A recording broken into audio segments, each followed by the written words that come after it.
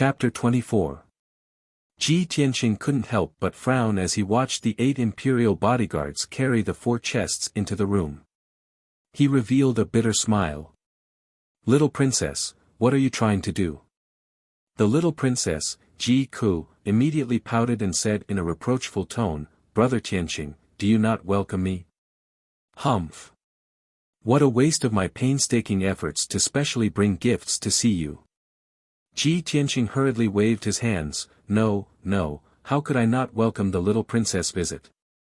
After he finished speaking, he looked at the 7 people behind the little princess and asked in confusion, "Cuckoo, these people are? Of course they are this princess's gifts to you."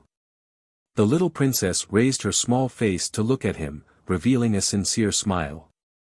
The 6 dignified middle-aged men's expressions immediately became strange. They pretended to cough twice to hide their awkwardness. The little princess came back to her senses and hurriedly explained, "Big brother Tianqing, I came to see you once when you were injured. Unfortunately, you were unconscious. Later, I heard about your situation and wanted to come see you again, but I didn't have the chance to leave the palace.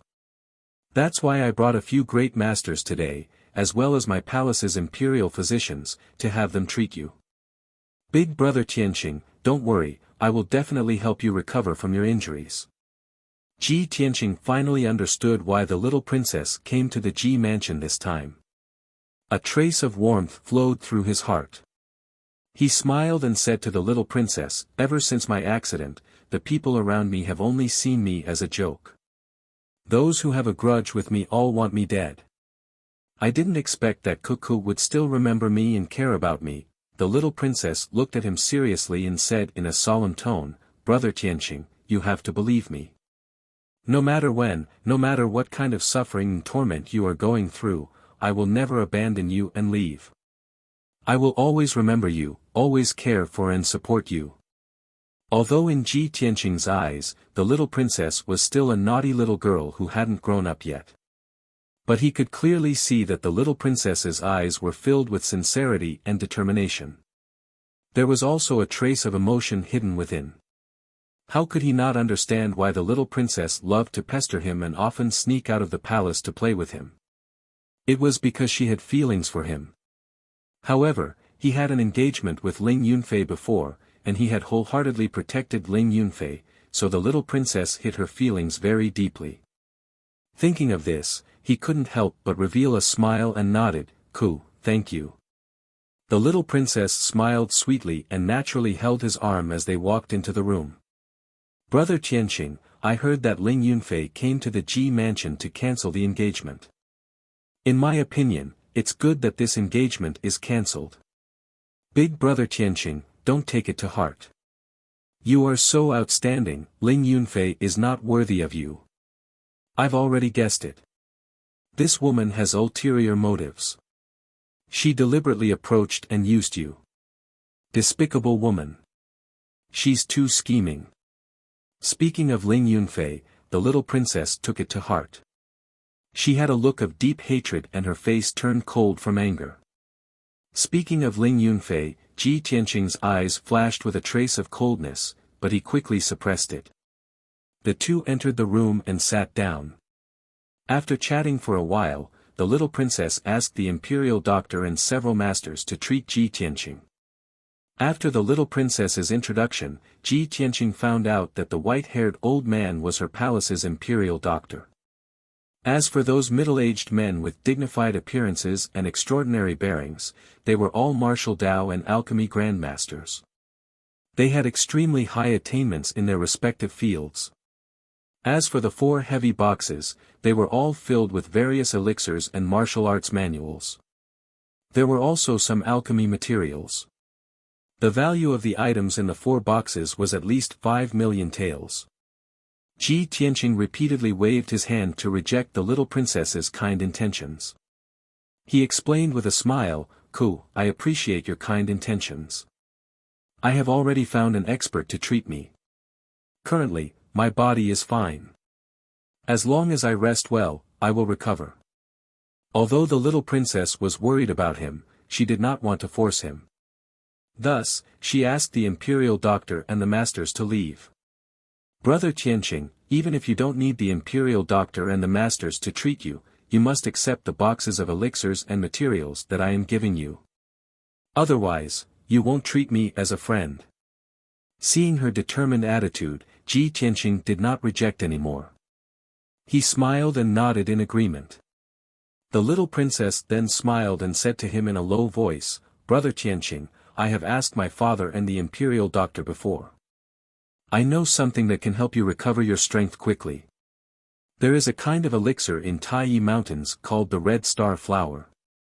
It is said that it only appears once every 60 years.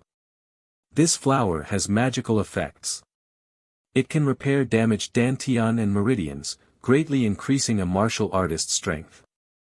My grandfather's dantian was damaged when he was young. He could not cultivate his true essence his entire life. He used the red star flower to repair his dantian and become a Tongxian expert.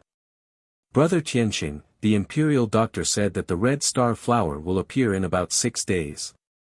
I have decided to go to Taiyi Mountains to find the red star flower to save you." Hearing this, Ji Tianqing's heart skipped a beat. His expression changed slightly. He quickly shook his head. You cannot go to Taiyi Mountains. That is the famous forest of death in Yunzhou. Taiyi Mountains is dangerous. There are countless ferocious beasts and powerful demonic beasts. If you are not careful, you will lose your life. Moreover, the red star flower is about to appear. Many factions will definitely take action. When the time comes, many experts will gather and it will be even more dangerous. The little princess smiled and said, "Brother Tianqing, don't worry. I will bring the imperial experts to protect me. You, on the other hand, have fallen to the body refining realm after you were severely injured. You must not go to Taiyi Mountains. Stay in the Ji mansion and recuperate. I will definitely find the red star flower to save you. You can stay at home and wait for my good news." Ji Tianqing was full of worry. He tried to persuade the little princess.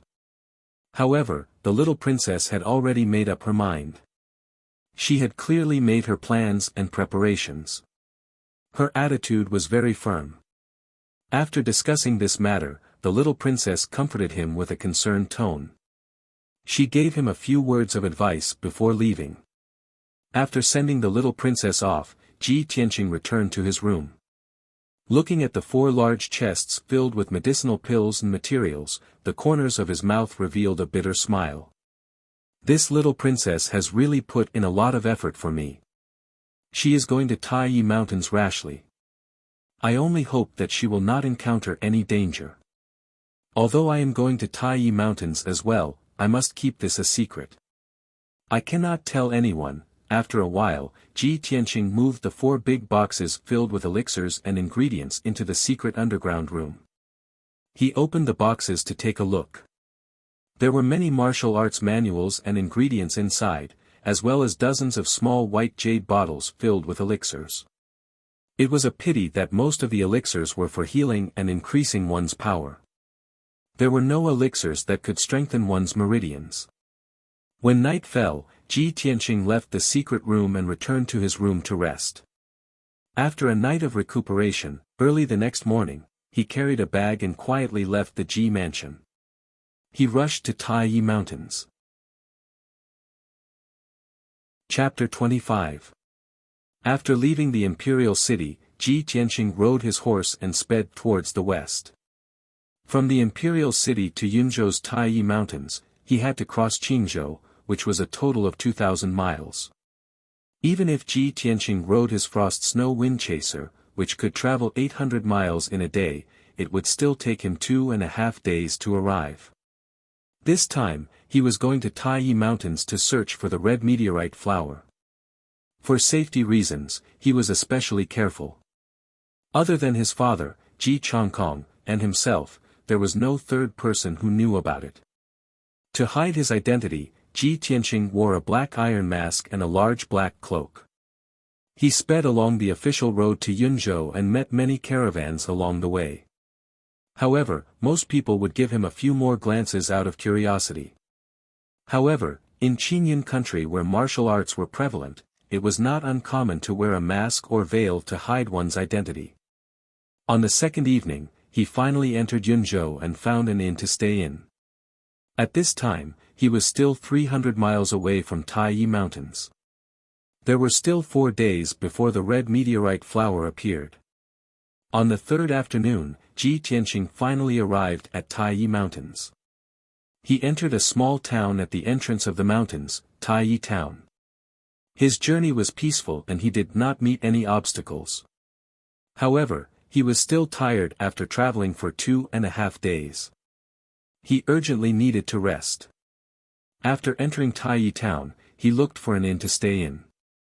However, the town was located in a remote area. It was small and old. There were only 2 streets in the town and there were more than 200 families living there.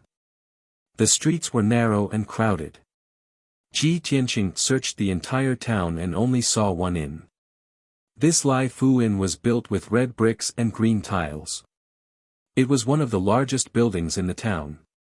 After all, the inn had a 3-story building and a spacious courtyard. Usually, there were not many people in the town. There were only a few vendors and shops. The inn's entrance was even more deserted. However, when Ji Tianqing walked to the entrance of the Lai Fu Inn, he saw 3 tables of people eating and drinking in a boorish manner. Those people were travel-worn like him, and all of them carried swords and sabers. Their movements revealed a faint murderous aura. Obviously, they were all martial artists who had traveled the Jianghu. Ji Tianqing pondered for a moment and guessed the purpose of these cultivators. They were most likely here for the red star flower in the Taiyi mountain range. At this time, a servant in green with a cloth towel draped over his shoulders ran out of the hall and asked him with a smile if he wanted to stay in the inn.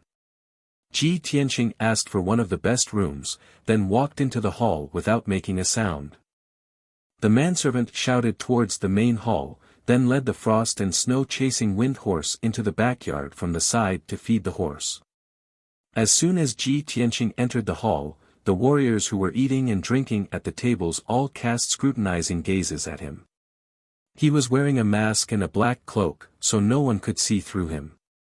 Those martial artists quickly withdrew their gazes and continued to eat and drink with their heads lowered.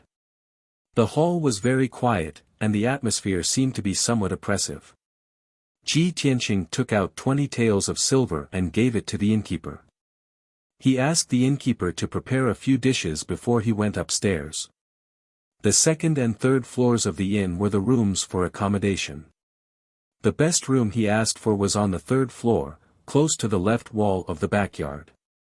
There was a large pagoda tree that was more than 20 feet tall near the window. Ji Tianqing took off his mask and began to eat after the manservant delivered the food. After eating, he took a hot bath and sat on the bed to rest. He silently thought about his next plan. There are still 3 days before the red star flower appears. It's not suitable to enter the Taiyi mountain range today or tomorrow. The red star flower hasn't bloomed yet. It's too early to find it. It's even more dangerous. After thinking for a while, he decided to rest in the Laifu Inn for 2 days. He would enter the mountain the day before the red star flower bloomed. Unknowingly, a few hours had passed. Soon, night fell. During this time, a few more groups of people entered the Laifu Inn, making the inn more and more lively. Ji Tianqing stayed in the room and didn't show his face. He even asked the manservant to deliver the food to his room. By the evening of the second day, the rooms in the inn were almost full.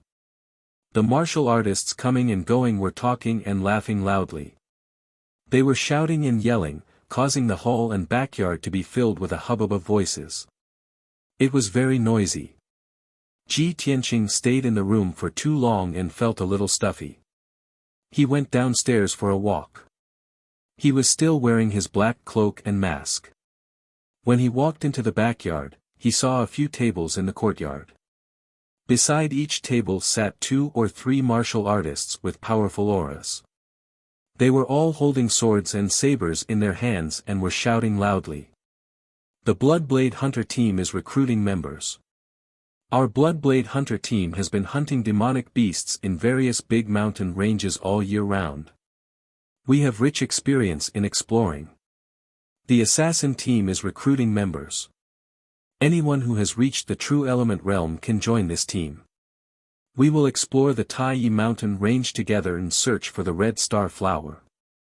Brave warriors, come to our brave team. We are the famous adventurer team in the Cloud region. Ji Tianqing glanced at the martial artists in the adventurer team. He couldn't help but sneer. Humph. These people are really laughable. Everyone wants to take the treasures of heaven and earth for themselves. If people who don't know each other form a team, so what if they find the Red Star Flower? Won't they still have to fight each other in the end? He had no interest in these adventurer teams. Just as he was about to turn and leave the backyard, he was stopped by a tall and sturdy youth. The tall and sturdy youth wore brown leather armor and held a treasured saber in his hand. He grinned and said, "Brother, join our brave team. If you act alone, I'm afraid you will die under the claws of demonic beasts before you find the Red Star Flower. If we act together, we will have a chance."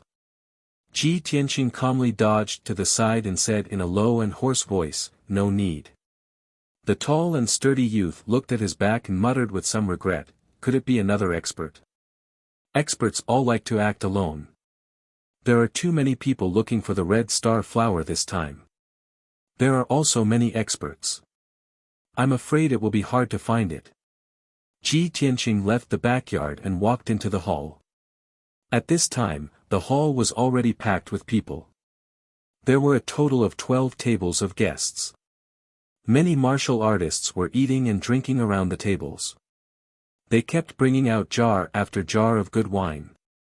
The sound of wine cups and bowls clinking against each other was endless. Ji Tianqing walked slowly through the hall. He listened carefully and realized that these martial artists came from all over the world. They had accents from all over the place. Moreover, many of them only got to know each other after coming to the Laifu Inn. They either formed a small team with the same goal or acted as a go-between to do business. All in all, the Laifu Inn had never been so lively before. The hundreds of martial artists who gathered in the inn were from all walks of life. The big and small forces were tangled and complicated. However, everyone had the same goal. That was the Red Star Flower in the Tai mountain range. Chapter 26. After returning to his room on the third floor, Ji Tianqing took off his mask. His expression was solemn and his heart was heavy.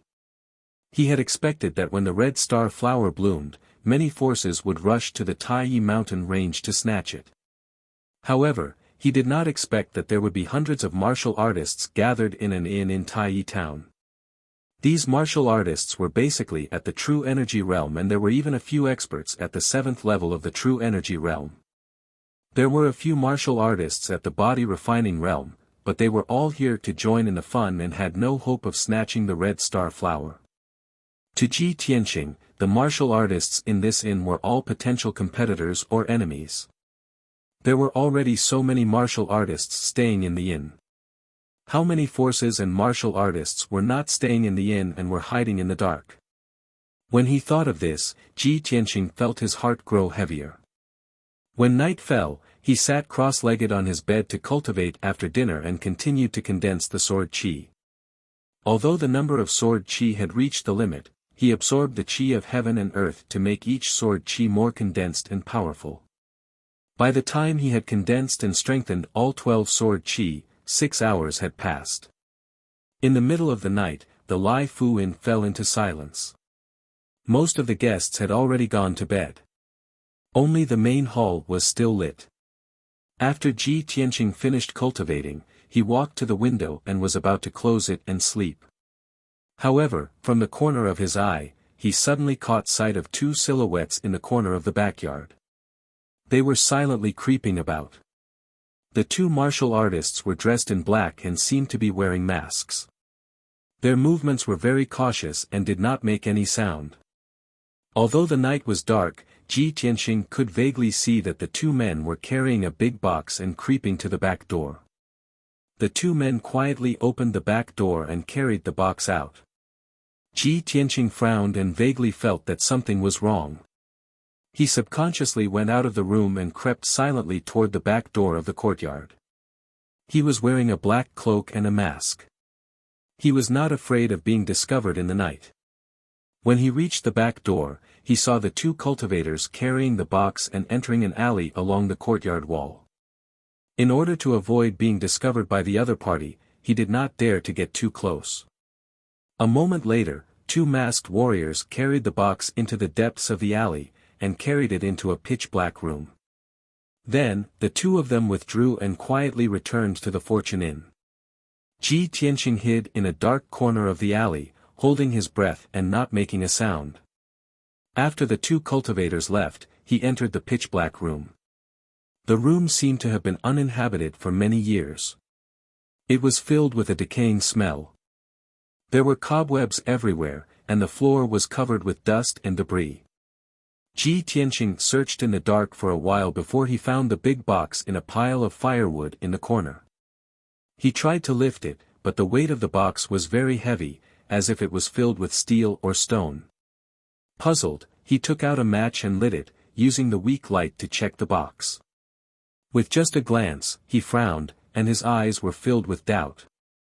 The iron box was locked, and the lock was a palm-sized gear. It needed to be rotated to the correct position to open it. Ji Tianxing was very familiar with this kind of box. Because the Ji family's forging workshop used this kind of box to store weapons and equipment. He tried to rotate the black gear, and twisted it to the correct position. The lock opened with a "pada" sound. Ji Tianxing opened the box to take a look. Inside the box, there were more than 20 treasured swords with scabbards made of mermaid skin. Mermaids were high-level vicious beasts in the sea. The Ji family's forging workshop would only use this kind of scabbards for profound-grade treasured swords. Ji Tianxing casually picked up a treasured sword, and examined the sword hilt. He saw the word Ji engraved on the sword hilt. His face became even gloomier, and the doubt in his eyes became even stronger. He looked at the patterns on the sword's blade. The thorny flower pattern made him immediately conclude that this profound-grade treasured sword came from the profound sword workshop in the eastern suburbs of the imperial city. It really is a treasured sword forged by my Ji family. These 24 profound-grade treasured swords are worth more than 1,000,000 taels. Why would they appear here? Isn't the profound sword workshop in the eastern suburbs under second uncle's control? Ji Tianxing's heart was filled with doubt. He felt that this matter was a little fishy. In order not to be discovered, he put the treasured swords back into the box, and locked the lock again. Then he extinguished the torch, and quietly returned to the Laifu Inn. However, when he returned to the Laifu Inn, there were endless quarrels and curses coming from the main hall. When Ji Tianxing walked into the main hall, he saw two figures fighting fiercely, and the clanging sound of swords clashing could be heard. He understood after hearing a few words. It turned out that the inn was full, and there was only one room left.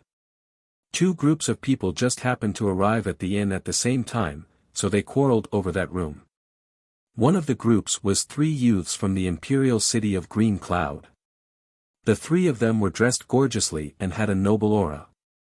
Naturally, they were proud and arrogant, and when they spoke, they were overbearing. The other group of 4 came from the valiant barbarian state. They were all dressed in beast-skin clothes, and all of them had full beards and braids. Their arms and chests were full of tattoos. The leader of the 4 had a fiery temper. He did not care if the other party was a noble from the imperial city, and just a few words would cause a fight. The quarrel and fighting between the two sides woke up more than 10 guests, and they all ran to the main hall to watch the show. Ji Tianxing did not want to get involved in this kind of thing. He walked through the main hall and was about to step onto the stairs to return to his room. Unfortunately, when the true energy boundary white-robed youth slashed his sword at the bald man with the tattoo on his forehead, the bald man's sword was fiercely chopped at. Immediately, the sword that was flickering with a cold light changed its direction and went straight for Ji Tianqing.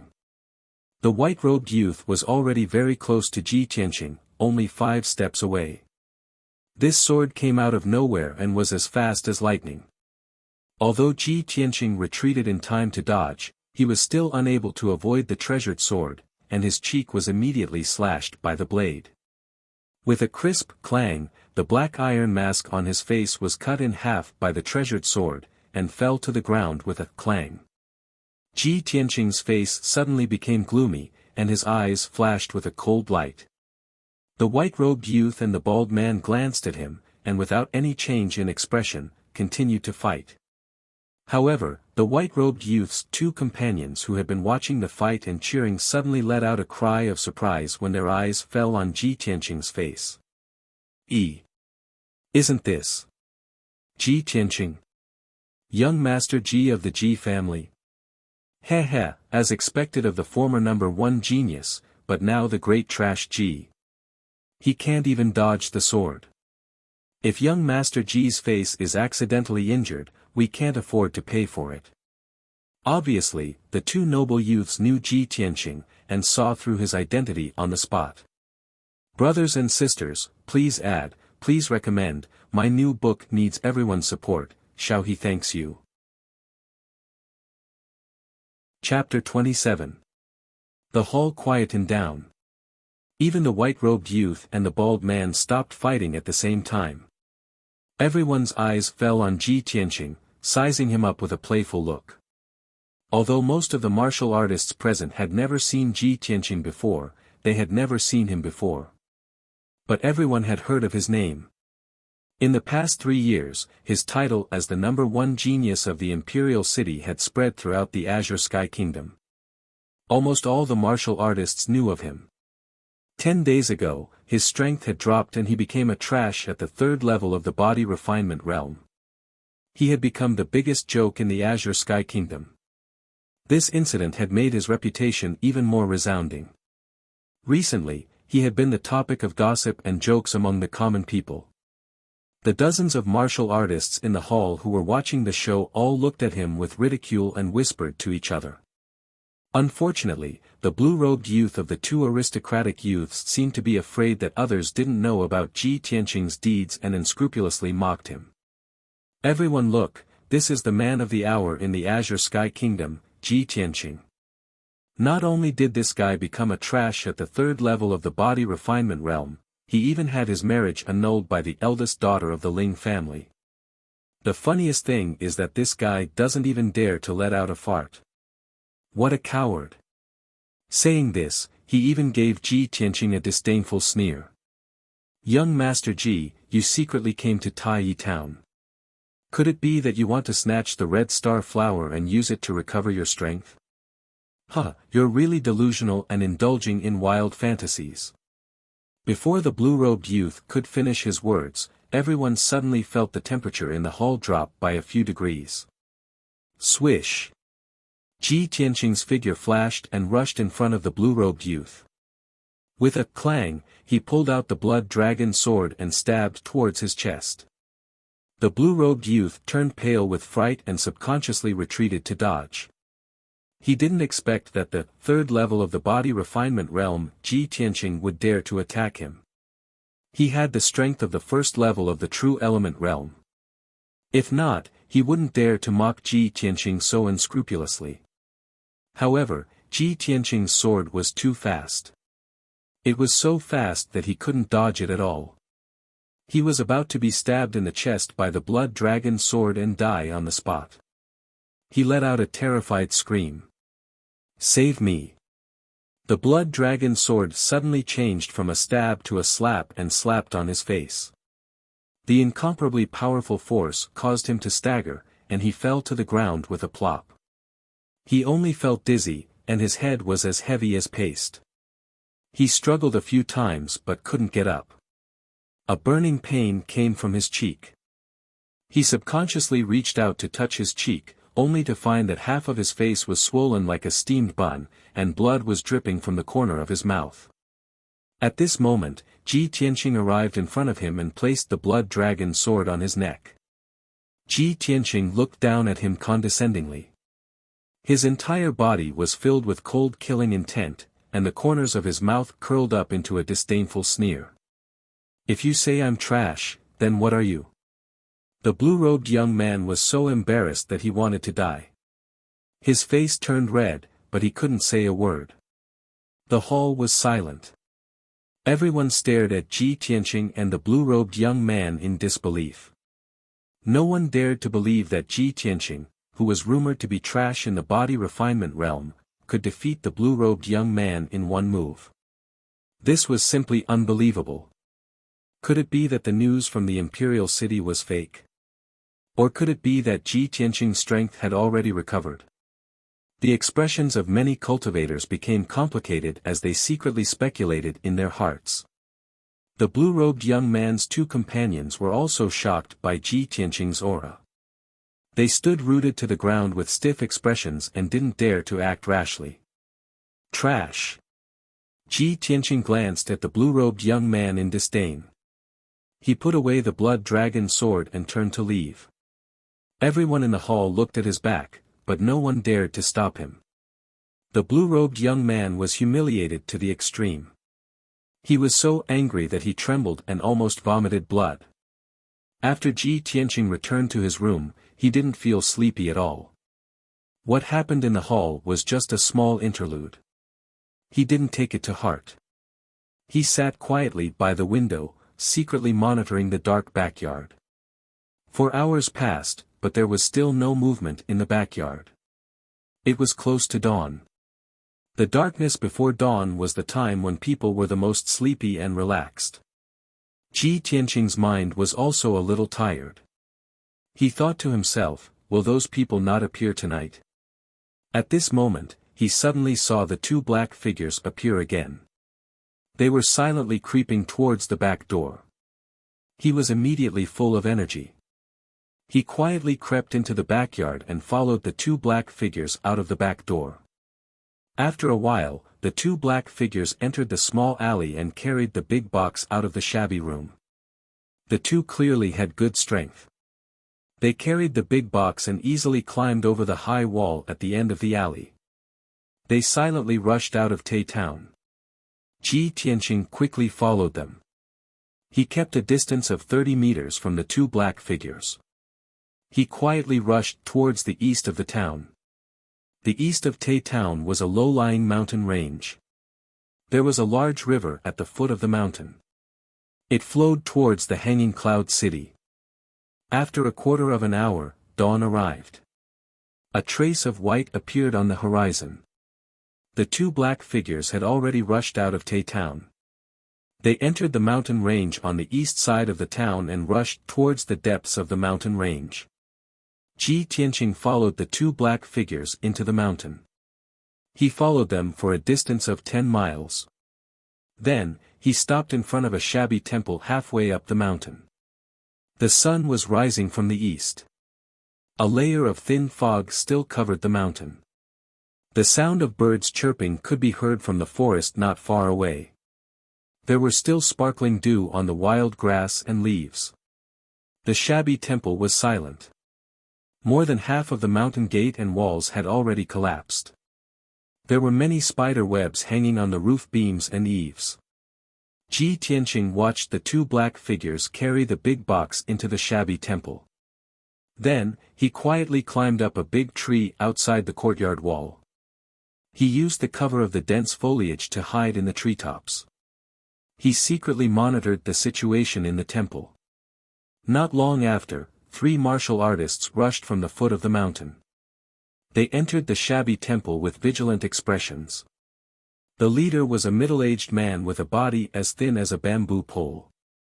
His skin was dark and his cheeks were long and narrow like a horse's face.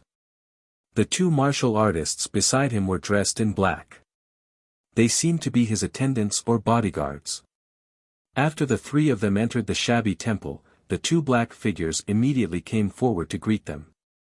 The two sides whispered a few words. Then, the horse-faced man ordered his attendants to carry the big box and hurriedly left the shabby temple. Although Ji Tianqing could not hear the contents of their conversation, he could guess that they were making a deal. He frowned in confusion. He secretly speculated in his heart, they are making a deal with the Ji clan's weapons. Why are they being so secretive and secretive? Could it be that they have some ulterior motive? After a while, the horse-faced man and his two companions went down the mountain. The two black figures in the courtyard then prepared to leave. It seemed that they were in a good mood because the deal had been successfully completed. The two of them walked out of the shabby temple side by side with smiles on their faces. They were even whispering to each other.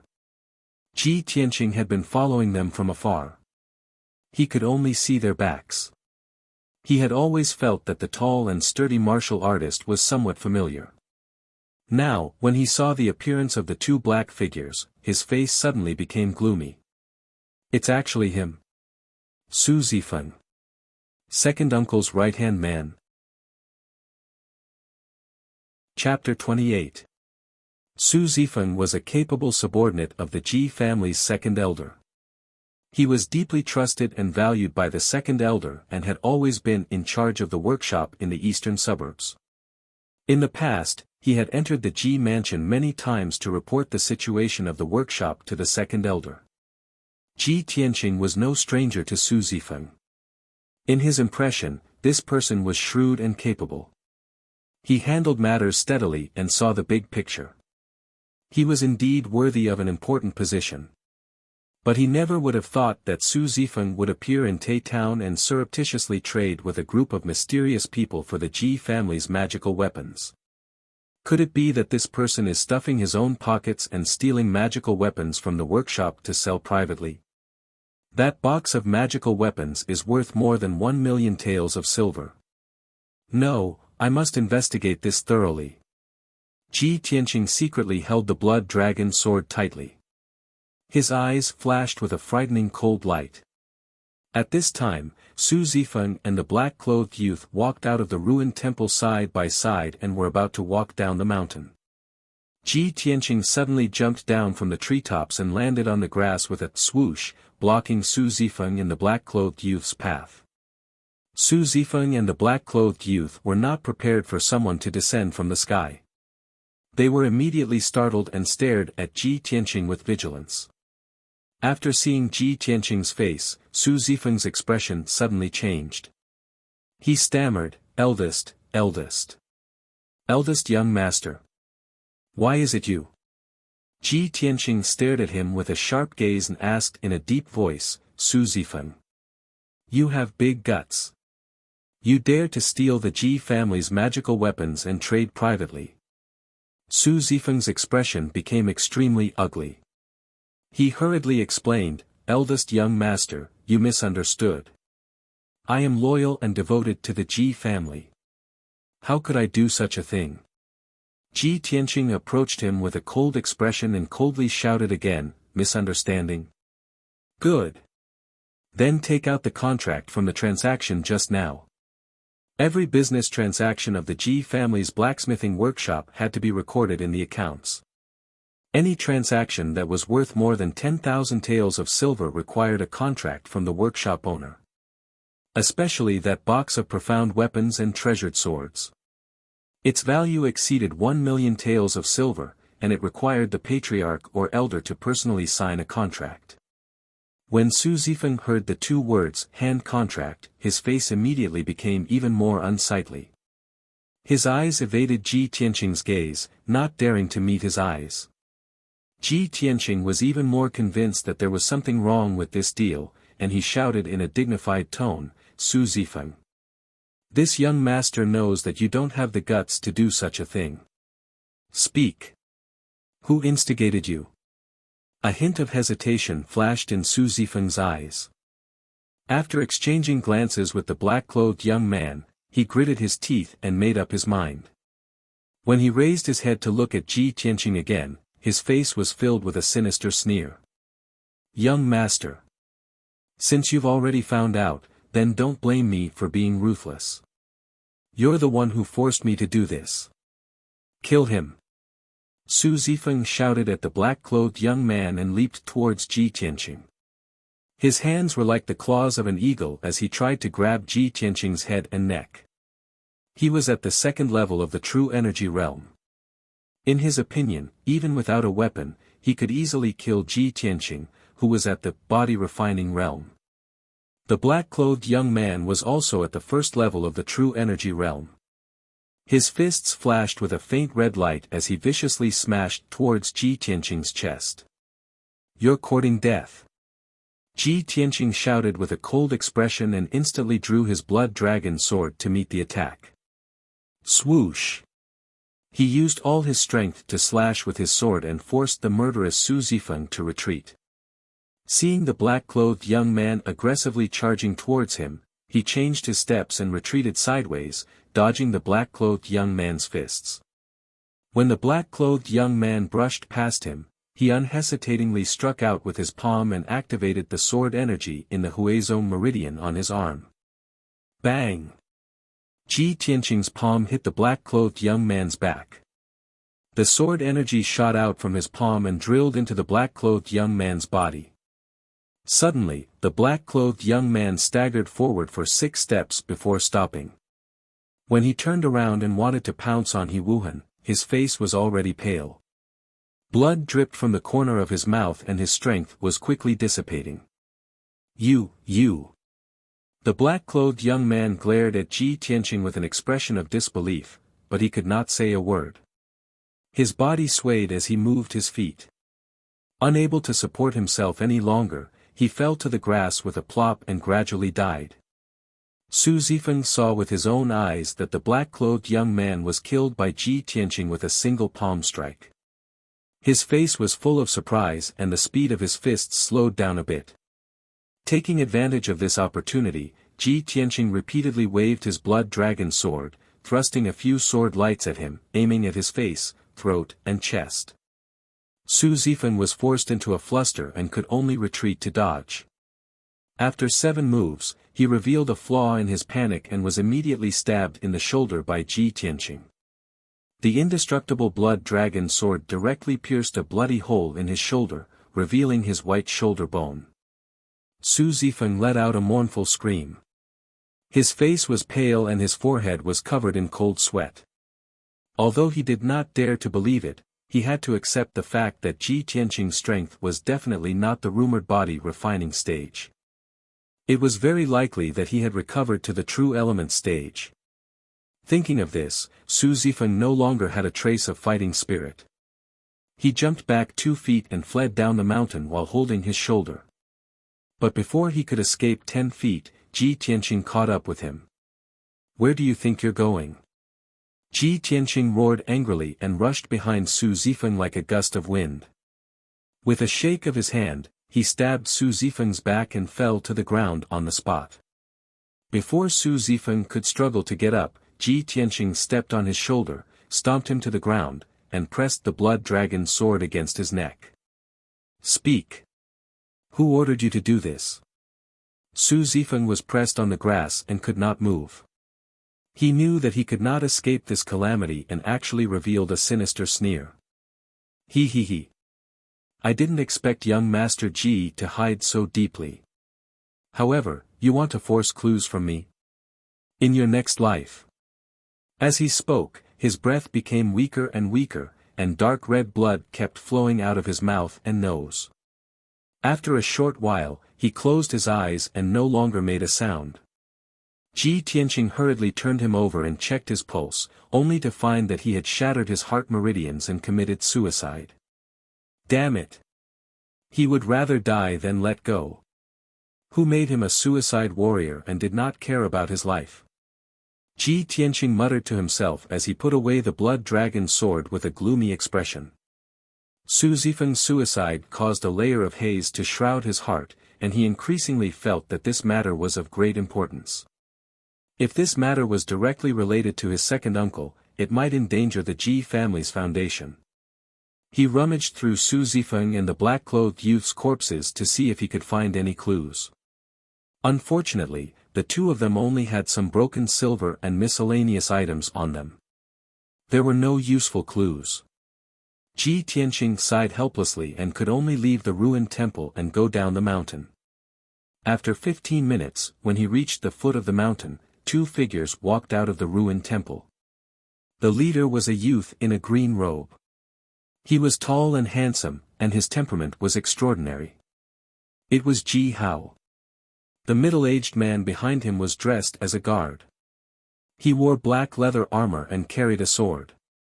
The middle-aged man glanced at the two corpses not far away and said with a gloomy expression, "Young Master Hao, this matter has been discovered by young Master Ji. What should we do? Should we?" As he spoke, he made a throat-slitting gesture. Ji Hao frowned and said with a gloomy expression, "If we make a move, no matter how covert it is, there will be traces left behind. It is far better to kill with a borrowed knife. This is Yunzhou, the Gu family's territory. Although Yunzhou provincial governor Gu Shiji is far away in the imperial city, I remember that Gu Hao's birth mother lives in Hanging Cloud City, 100 miles away. Let the Gu family know that Ji Tianqing has come to Tai Town and wants to enter the mountain to find the red star flower. I believe that Gu Hao's mother will not let go of this opportunity to avenge her son. Also, remember to remind the Gu family that Ji Tianqing's strength seems to have recovered to the true energy boundary." Chapter 29. When Ji Tianqing returned to the Laifu Inn, all the guests were still asleep. Only the shopkeeper and servants were busy. He returned to his room and sat cross-legged on the bed to cultivate. He had used up a strand of sword qi to kill Su Zifeng's companion, so he had to replenish it as soon as possible.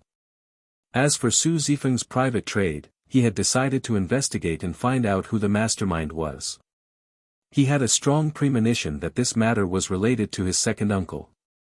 However, he was in Tai Town and could not investigate this matter. He could only return to the imperial city and make further plans. After a while, he entered a state of cultivation and absorbed the qi of heaven and earth to condense sword qi. Time passed quickly, and when it was noon, the inn became lively again. There was a hubbub of voices, and it was clamorous and noisy. Ji Tianqing cultivated all the way until dusk. Not only did he condense another strand of sword qi, but he also cultivated the 12 strands of sword qi to be more solid and powerful. After dinner, he went to bed early to rest. However, in the latter half of the night, when he was sleeping soundly, he suddenly heard a "kacha" sound from outside the window. He immediately woke up and subconsciously reached for the blood dragon sword beside the bed.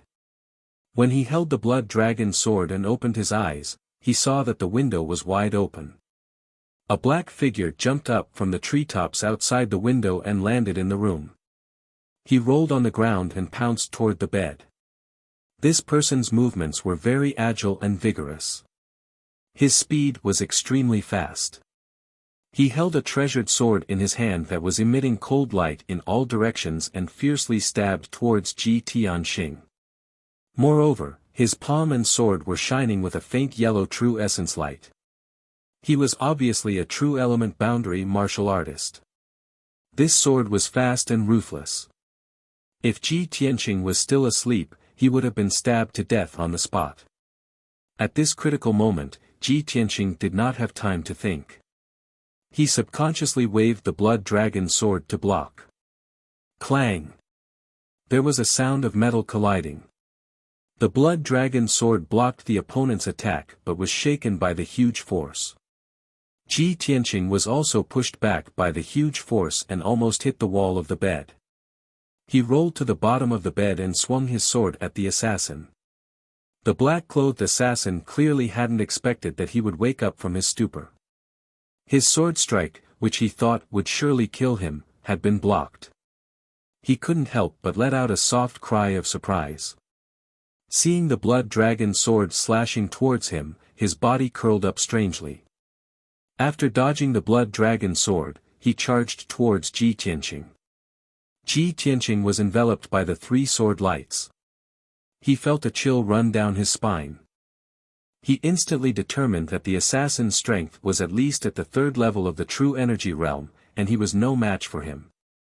At this critical moment, he could only wave his sword with all his might to block the attack. Ding ding dang dang dang, sounds of collision rang out again. He was once again forced back 5 steps and knocked over a vase that was half a man's height. The vase was smashed into smithereens, and the sound of shattering spread throughout the inn, waking up many guests. Taking advantage of Ji Tianqing's unsteady footsteps, the assassin in black was overjoyed and pounced over, brandishing his sword to stab Ji Tianqing's throat. In a moment of desperation, Ji Tianqing subconsciously struck out a palm at the black-clothed assassin, releasing a streak of sword qi. Swish! The two of them were too close, and the black-clothed assassin was caught off guard. His left eye was pierced by the sword qi. Ah! The black-clothed assassin let out a blood-curdling scream. He immediately withdrew his sword and retreated 2 steps. He covered his bloody eyes with his hands, and his entire body trembled in pain. Ji Tianqing thought to himself, good chance.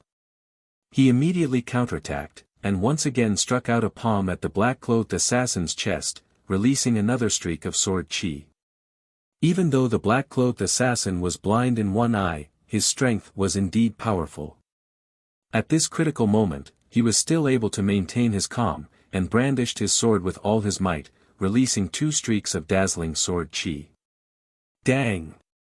Ji Tianqing's sword qi was shattered by the treasured sword. Bastard, go to hell! The black-clothed assassin angrily roared. His strength and speed suddenly doubled. He brandished his sword with all his might, releasing 6 streaks of dazzling cold light, enveloping Ji Tianqing's vital points. Obviously, he had used all his strength, and wanted to kill Ji Tianqing on the spot, and then escape far away. Ji Tianqing was forced to retreat. After retreating 3 steps, his back hit the wall. He had no way to retreat. His front and sides were blocked by the dazzling sword qi, and there was nowhere to hide. Seeing that his vital points were about to be pierced by the sword qi, blood splattering everywhere. At this moment of life and death, he still maintained a calm mind, and his eyes stared at the incoming sword qi. If you want me to die, don't even think about living. Instead of retreating, he advanced and rushed toward the black-clothed assassin as if he was courting death.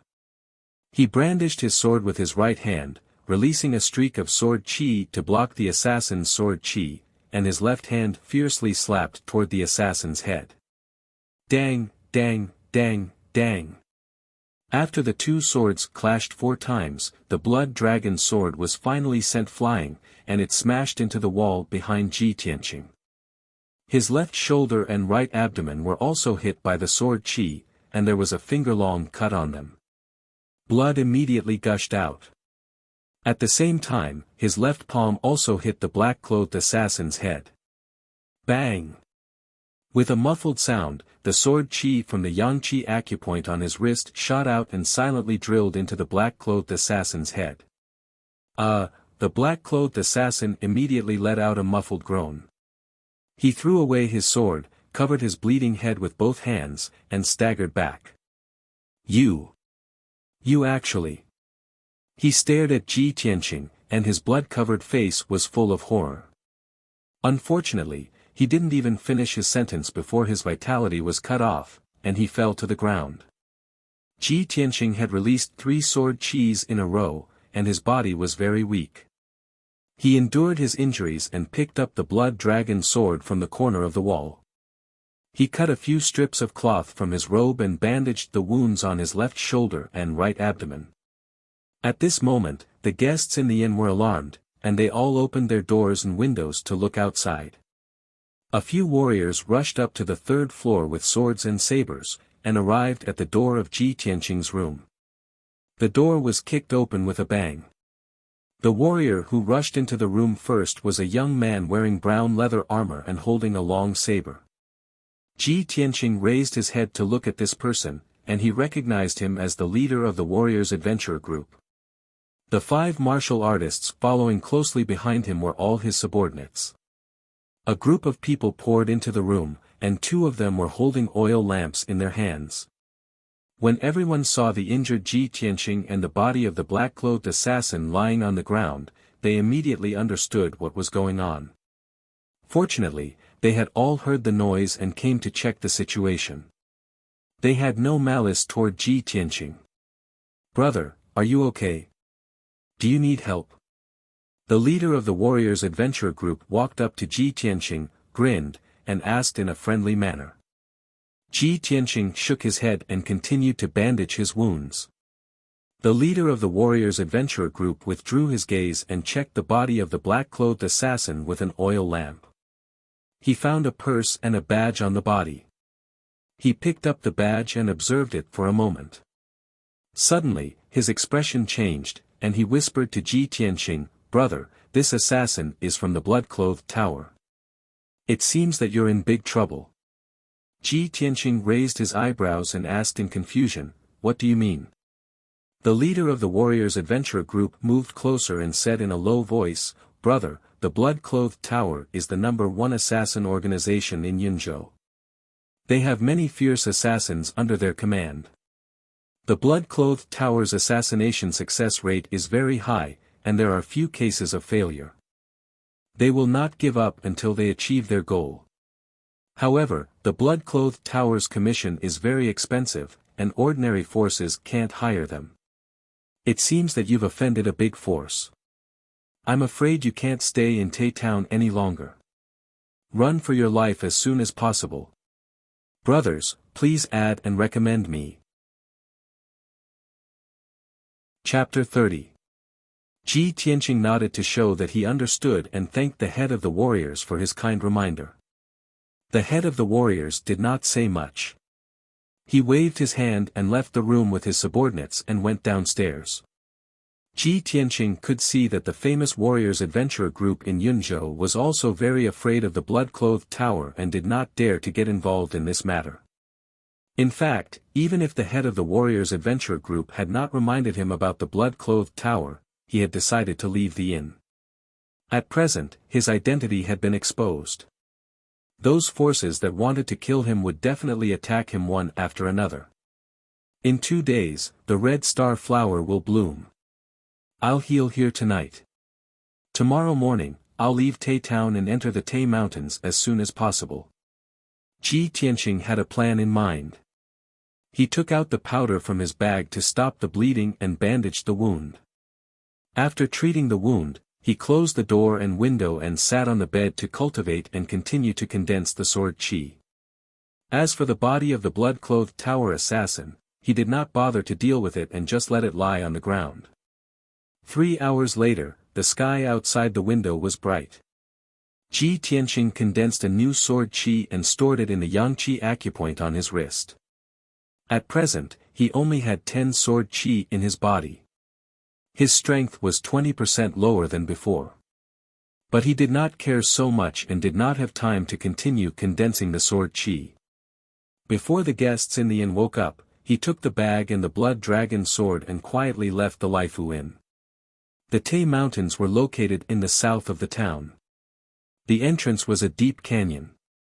After Ji Tianqing left the town, he quickly rushed to the entrance of the Tai Mountains. For him, the best choice at present was to escape into the Tai Mountains. Even if there were many fierce beasts and monsters in the mountains, it was safer than staying in Tai Town. Anyway, the Tai Mountains were vast and boundless, with dense vegetation and deep forests. If the blood-clothed tower assassins wanted to find him, it would be like looking for a needle in a haystack. 4 hours later, Ji Tianqing entered the canyon and rushed along the deep canyon to the depths of the mountains. The moment he entered the Taiyi mountain range, he could clearly feel that the moist air contained dense heaven-earth essence qi, causing his pores to open up. The jungles on both sides of the canyon were verdant and lush. As far as the eye could see, there were towering trees. The ground was also covered with dense thorns, flowers, and other vegetation. Ji Tianqing walked in the canyon, feeling the gentle breeze blowing against his face. Hearing the cries of birds and beasts coming from the forest on both sides, he felt relaxed. Even though the Taiyi mountain range is dangerous, it's a treasured place that's filled with the energy of the heavens and the earth. If I cultivate here all year round, I'll definitely be able to obtain twice the results with half the effort and swiftly improve my strength. We've only just entered the mountain range, and it's already so refreshing. Wouldn't it be even more delightful if we were to find the spirit veins in the mountain range? Thinking of this, he took out an iron box from his bosom and took out the psychic star chart. The pointer on the psychic star chart swayed gently, and after swaying back and forth a few times, it steadily pointed straight ahead. Ji Tianqing understood that the psychic star chart pointed in the direction of the spirit veins where the heaven-earth essence qi gathered. Most of the rare natural treasures grew near the spirit veins where the heaven-earth essence qi gathered. So he sped up and rushed in the direction pointed by the psychic star chart. In the afternoon, Ji Tianqing finally walked out of the canyon and climbed a mountain that was thousands of feet high. It was the hottest time of the day, and the scorching sun high in the sky was particularly dazzling. However, Ji Tianqing did not feel hot as he walked through the jungles on the top of the mountain. Instead, it was very cool and comfortable. Even if he did not look at the psychic star chart, he could clearly feel that the heaven-earth essence qi on this mountain was abundant, which was very suitable for cultivation. However, this was not the real spirit veins. Ji Tianqing took out some dry food from the package and ate 2 mouthfuls casually. After resting for a while, he continued to climb the mountains and rushed to the depths of the mountain range. As time went by, 4 hours passed quickly. In the evening, Ji Tianqing had climbed over 3 mountains in a row and climbed up an even more majestic giant mountain.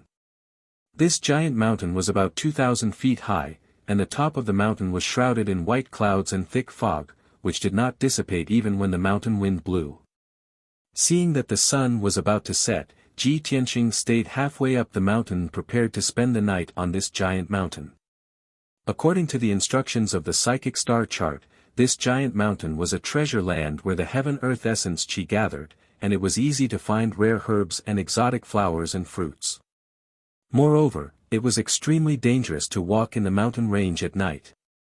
A martial artist who had the heaven-earth essence qi in his body was like a bright lamp in the dark night, and would definitely attract the besiegement of countless fierce beasts and monstrous beasts. Before it got dark, Ji Tianqing found a relatively dry cave halfway up the mountain. He chopped a few tree trunks and moved a few big stones to block the entrance of the cave, and then sat down in the cave to cultivate. Night fell, and the sky was filled with stars, but the mountain was so dark that one couldn't even see one's own fingers. From the mountains and forests in all directions, there were frightening roars of monstrous beasts, which made one's hair stand on end. Ji Tianqing concentrated on condensing sword qi, and after cultivating for an hour, he found that the heaven-earth essence qi on this mountain was abundant. He could clearly feel that the endless heaven-earth essence qi was like a tide, surging from all directions and gathering in his body. The effect of cultivating in this mountain was twice as good as cultivating in the secret room of the Ji mansion. In the past, when he cultivated in the secret room of the Ji mansion, he needed 6 hours to condense sword qi. However, in this simple and crude cave, he only used 4 hours to condense a strand of sword qi. 8 hours later, in the middle of the night, he successfully condensed 2 sword qi, and recovered the strength of 12 sword qi. He stopped cultivating, hugged the blood dragon sword in his arms, and leaned against the cave wall to rest, waiting for dawn to come. But the terrifying roars of monstrous beasts kept coming from all directions, making him unable to sleep. His nerves were tense, and he did not dare to let down his guard. Occasionally, there would be all kinds of muffled sounds, as if there were huge monstrous beasts fighting each other. He even felt the ground shake a few times, as if there were huge monstrous beasts running in the mountain. Ji Tianqing originally thought that the monstrous beasts would gradually calm down. But he did not expect that the monstrous beasts' roars coming from all directions would become denser, and all kinds of loud noises would become closer. He finally realized that something was wrong, and clenched the blood dragon sword with both hands, listening to the movements outside the cave. Suddenly, a pair of walnut-sized scarlet eyes appeared in the darkness outside the cave. An extremely dangerous aura came, accompanied by a thick smell of blood. Ji Tianqing looked out through the crack in the cave, and vaguely saw a fiery red monstrous beast that looked like a tiger squatting outside the cave, staring at the cave entrance. Oh no! That monstrous beast found me. Chapter 31. At that moment, Ji Tianqing's nerves were stretched taut as cold sweat broke out on his back. He did not expect that a few large rocks and tree trunks would be able to block the entrance of the cave and the fiery red demonic beast outside. But he was trapped in the cave and had nowhere to run. He did not even have a chance to fight back. At this moment of life and death, the only thing he could do was to hold his breath and not make a sound. But he had underestimated the intelligence of the demonic beast. The fiery red demonic beast squatted outside the cave for about half an hour before it could no longer suppress its bloodthirsty desire. It slowly arched its body towards the entrance of the cave and stretched out its large claws. It easily pushed aside a few large rocks and rolled them into the bushes. Even the crisscrossing tree trunks blocking the entrance of the cave were easily pushed aside by its large claws. With the entrance of the cave unblocked, Ji Tianqing and the fiery red demonic beast stared at each other. Only now did Ji Tianqing see clearly that this fiery red demonic beast was 3 meters long. Its body was covered in red fur and its large mouth revealed 2 chopstick-long fangs. It's actually a flaming tiger. A mid-tier demonic beast. Ji Tianqing's body stiffened, his eyes filled with fear and anxiety. In this world, demonic beasts were also divided into strong and weak demonic beasts.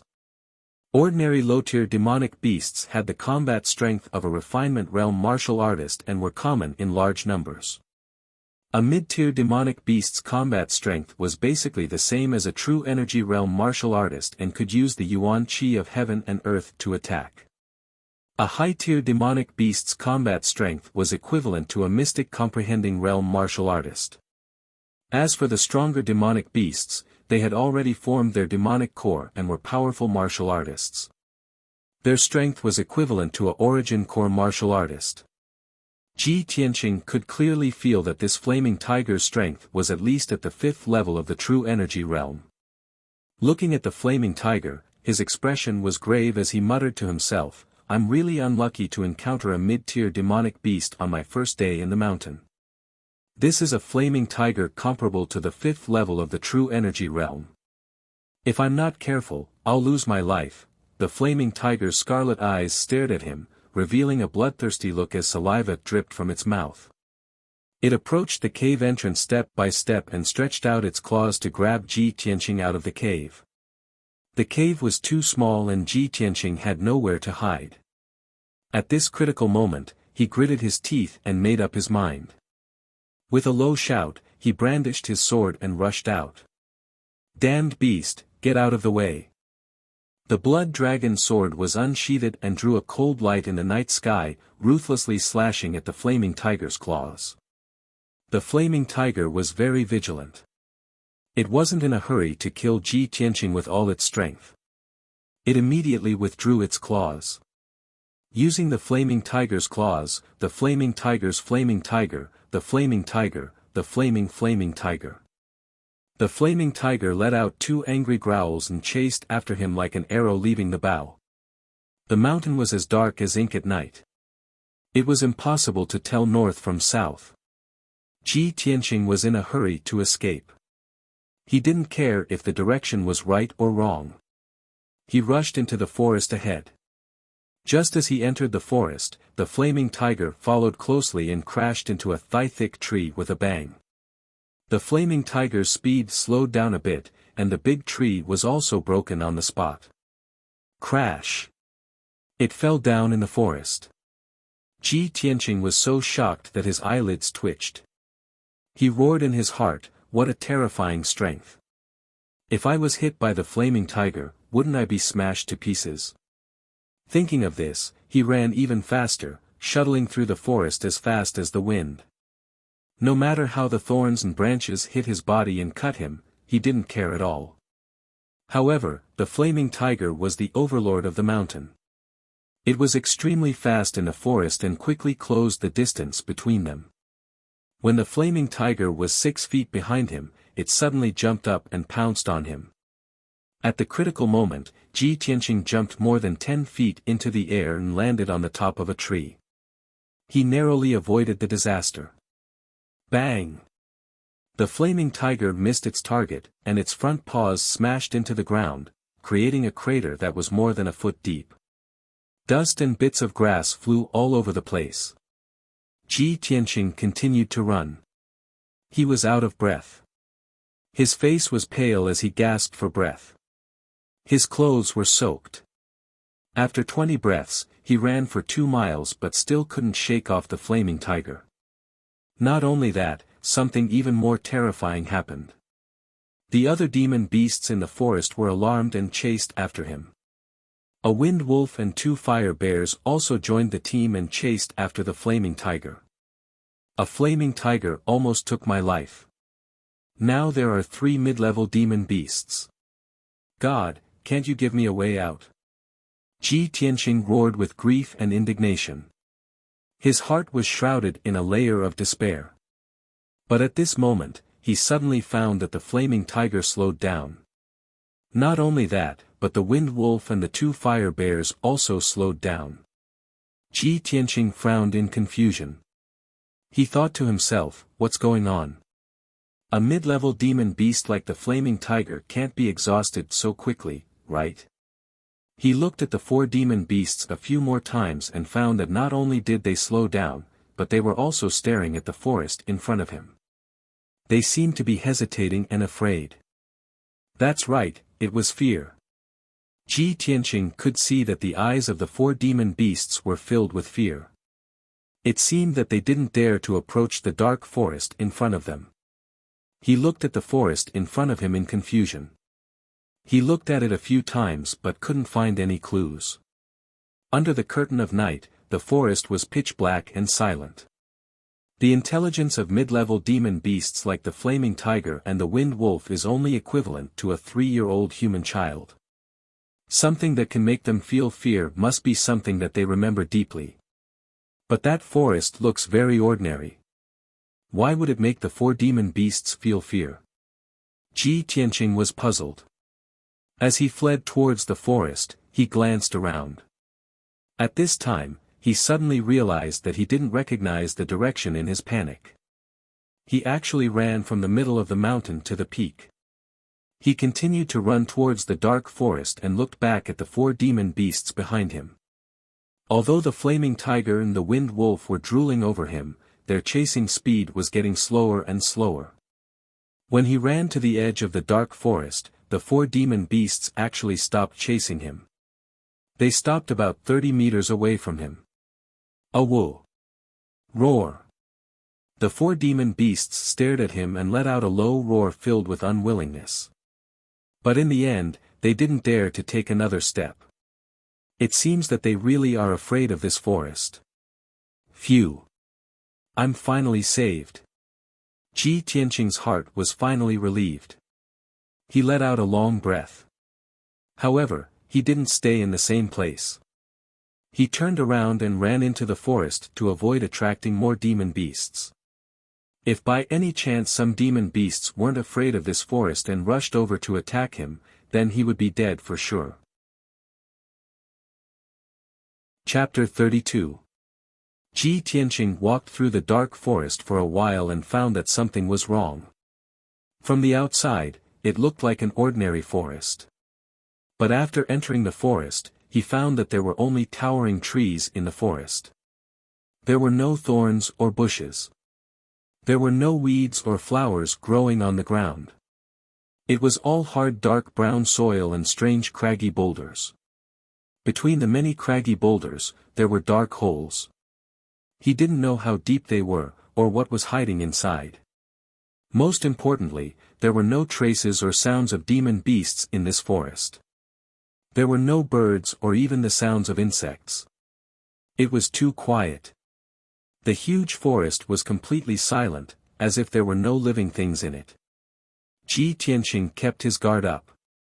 While walking through the forest, he looked around. He recalled the fearful eyes of the 4 demon beasts and suddenly guessed the reason why they were afraid of this forest. This forest is so quiet. I'm afraid there is something strange. At this moment, not far behind him, under a craggy boulder, an icy blue light suddenly lit up. It was a beam of ice blue light that was as thick as an arm.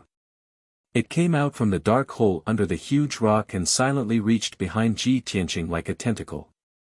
Before he could react, the icy blue light wrapped around him and wrapped around his body at an incredible speed, wrapping him up like a dumpling. What the hell is this?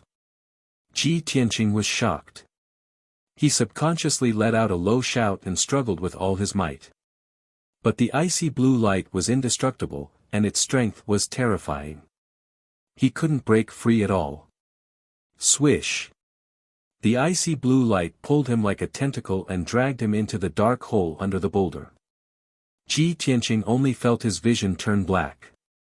He fell into a dark bottomless abyss and fell down at an extremely fast speed. After a few breaths, but it felt like a few months, his falling speed finally slowed down. Vaguely, he seemed to see a layer of icy blue bubbles appear under his feet. Then he passed through the layer of huge bubbles and entered a vast and empty cave. Buzz! Just as he was about to hit the ground, the icy blue brilliance around him suddenly tightened and hung him in the air. It finally stopped. If you don't stop, I'll fall to the ground and die. Ji Tianqing looked at the rocky ground not far from his feet and finally breathed a sigh of relief. He calmed down and turned his neck to look around. This was a dimly lit cave that seemed to have been artificially excavated. It was about the size of the Ji mansion. Even if it could accommodate over 10,000 people, it wouldn't feel crowded. The ground of the cave was made of dark brown rocks. It was rough and uneven, and there were large protrusions of sharp edges in many places. The brown walls of the cave were relatively flat, and there were glimmers of light on the walls, like the light of some ores or gems. As for the top of the cave, Ji Tianqing looked up and was stunned. He saw that in the dark sky above his head, there was a huge ice-blue demonic beast. It was a huge beast that was over 100 zhang long. Its whole body was covered in icy blue fur, and it looked like a fox. But that fox was as big as a palace. Its whole body was icy blue, and it had 12 furry tails. When Ji Tianqing saw Yun Yao's spirit crane, he was already surprised and shocked. But now, it seemed that the spirit crane was simply a pitiful little thing compared to the ice-blue fox above his head. Is this a high-level demonic beast? Or a big demonic beast that has condensed a demonic core? Could it be the legendary king of demonic beasts, the 9-tailed demonic fox? But it has 12 tails. Ji Tianqing tried his best to remain calm and secretly speculated. If it wasn't for the constant pain from the wounds on his body that let him know that everything in front of him was real, he would have suspected that he was dreaming. Now he finally understood why the 4 demonic beasts didn't dare to approach the forest on the mountain peak. It turned out that there was a huge cave hidden here, and in the cave, there was a shocking and terrifying giant beast. As Ji Tianqing stared at the giant ice-blue fox, the giant ice-blue fox was also looking at him from above. Ji Tianqing could clearly see that in the giant ice-blue fox's huge silver eyes, there was a mocking sneer that only humans could have. Hee, my food, have you seen enough? Suddenly, the giant ice-blue fox opened its mouth to speak. Its tone was as mocking as its eyes. Ji Tianqing was dumbfounded. He cried out subconsciously, You can speak human language? The giant ice-blue fox smiled and squinted its eyes. Its eyes were long and narrow like willow leaves, and there was a sense of cunning. With my intelligence and strength, what's so strange about me being able to speak human language? Ji Tianqing suppressed the shock in his heart and quickly asked, Legend says that the king of demonic beasts, the 9-tailed demonic fox, can speak human language, and can even transform into a human form to charm humans. Are you the legendary 9-tailed demonic fox? 9-tailed demonic fox. The giant ice-blue fox curled its lips and said in a disdainful tone, "Pht! How can such a low-level demonic beast be compared to me?" Ji Tianqing was silent, and his heart was heavy. He thought to himself, the legendary demonic fox's strength is comparable to a master of the sky origin stage. Is this ice fox beyond the demonic fox's level? I don't know if I'm too lucky or too unlucky. I can't believe I've met such a legendary top master. At this moment, the giant ice-blue fox slowly twisted its body, opened a pair of ice-blue wings hidden under its belly, and flew down from the sky. My prey, I haven't tasted human flesh for many years. Now, you have to open your heart and happily welcome my taste. This is your honor, you should be proud. Ji Tianqing's face suddenly changed, and he cursed in his heart, is this demon crazy? You're going to eat me, and I'm still happy. But, isn't this demonic beast a fox? Why does it have wings like a bird? I've never heard of such a weird-looking demonic beast. The giant ice-blue fox opened its bloody mouth, and was getting closer and closer to Ji Tianqing. It looked like it was going to swallow him in one gulp. In a hurry, Ji Tianqing could only find a lame excuse. Hey! You can't eat me. As expected, the giant ice-blue fox stopped, and asked with a smile, why? Ji Tianqing pretended to be calm and said, I haven't taken a shower yet. I'm dirty and smelly, and I haven't changed my clothes and socks for many days.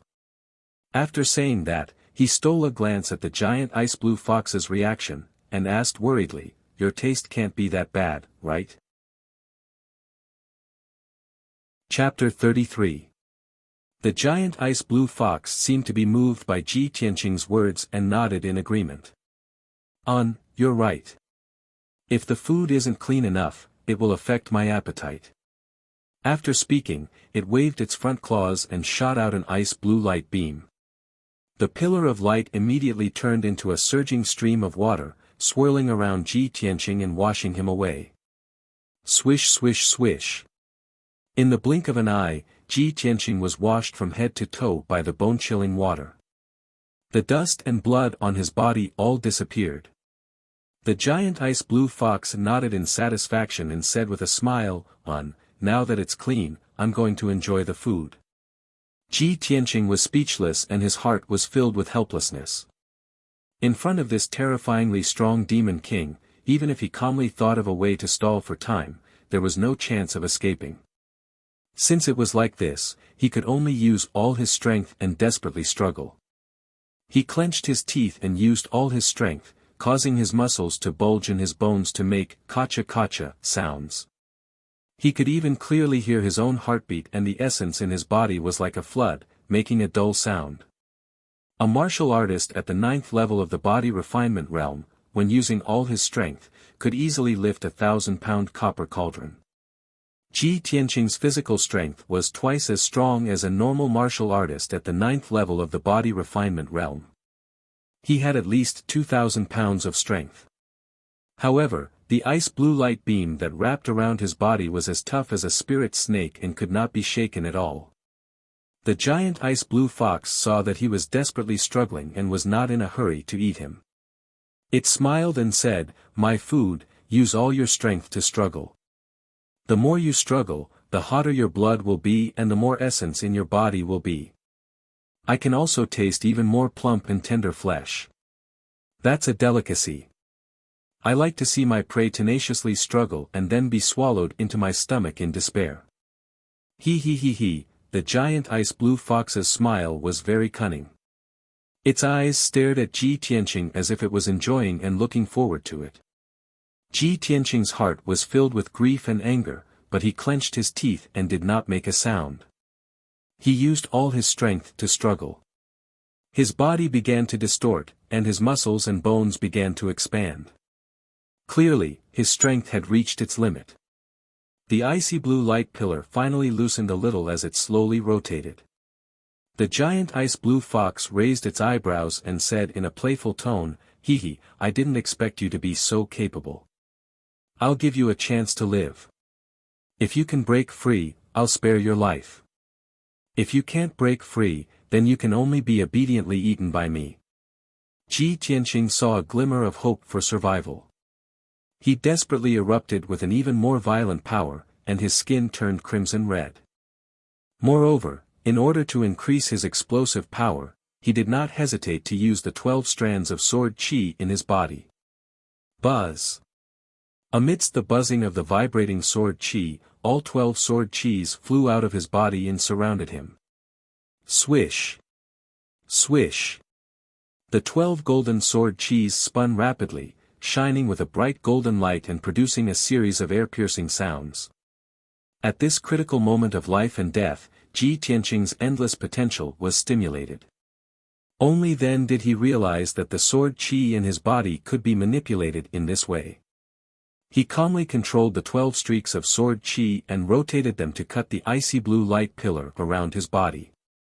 Ding! Ding! Dang! Dang! However, when the 12 streaks of sword qi hit the icy blue light pillar, there was a series of crisp sounds, but there was no effect. The icy blue light pillar was indestructible. No matter how sharp the sword qi was, it could not be shaken. After all, Ji Tianqing's ability was far inferior to the giant ice blue fox's. The difference in power level was like heaven and earth. In a short period of time, Ji Tianqing's mind could not take it anymore. It was difficult for him to control the 12 streaks of sword qi. Swish! Swish! The 12 streaks of sword qi went back into his body and hid in the 12 acupuncture points. Ji Tianqing's strength and mind were both exhausted. He only felt that his vision was turning black, and his consciousness was becoming blurry. Am I going to die here today and be eaten by this damned fox? I can't accept this. I haven't found the red star flower, and I still have to take my revenge. Ji Tianqing was filled with unwillingness. Finally, he closed his eyes and fainted. The giant ice blue fox revealed a disappointed expression and muttered to itself, "Sigh. Is this all you've got? Seems like I've overestimated you." Then, it opened its sharp mouth and revealed 2 rows of sharp fangs. It bit down on Ji Tianqing. Ji Tianqing, who was unconscious, did not feel anything. He was about to be swallowed by the giant ice blue fox. However, at this critical moment, a dark ball of light appeared in his energy center in his abdomen, emitting a cold death aura. Swish! The dark ball of light expanded 10,000 times in an instant, becoming a black hole the size of a palace and enveloping the giant ice blue fox. The black hole emitted a cold death aura and an extremely powerful and mysterious aura. The giant ice blue fox was so frightened that its expression changed drastically. Its silver eyes were filled with fear. What is this? It could not help but scream. Instinctively, it retreated, trying to get away from the mysterious black hole. However, the black light in the black hole spun rapidly, emitting a terrifying devouring power that enveloped the giant ice blue fox. The giant ice blue fox could not move. Its eyes were filled with fear as it floated in the air. It could only endure the devouring power in despair. Countless rays of ice blue light flew out of its body and flew toward the black hole like a dense rain of arrows. They were all swallowed by the black vortex.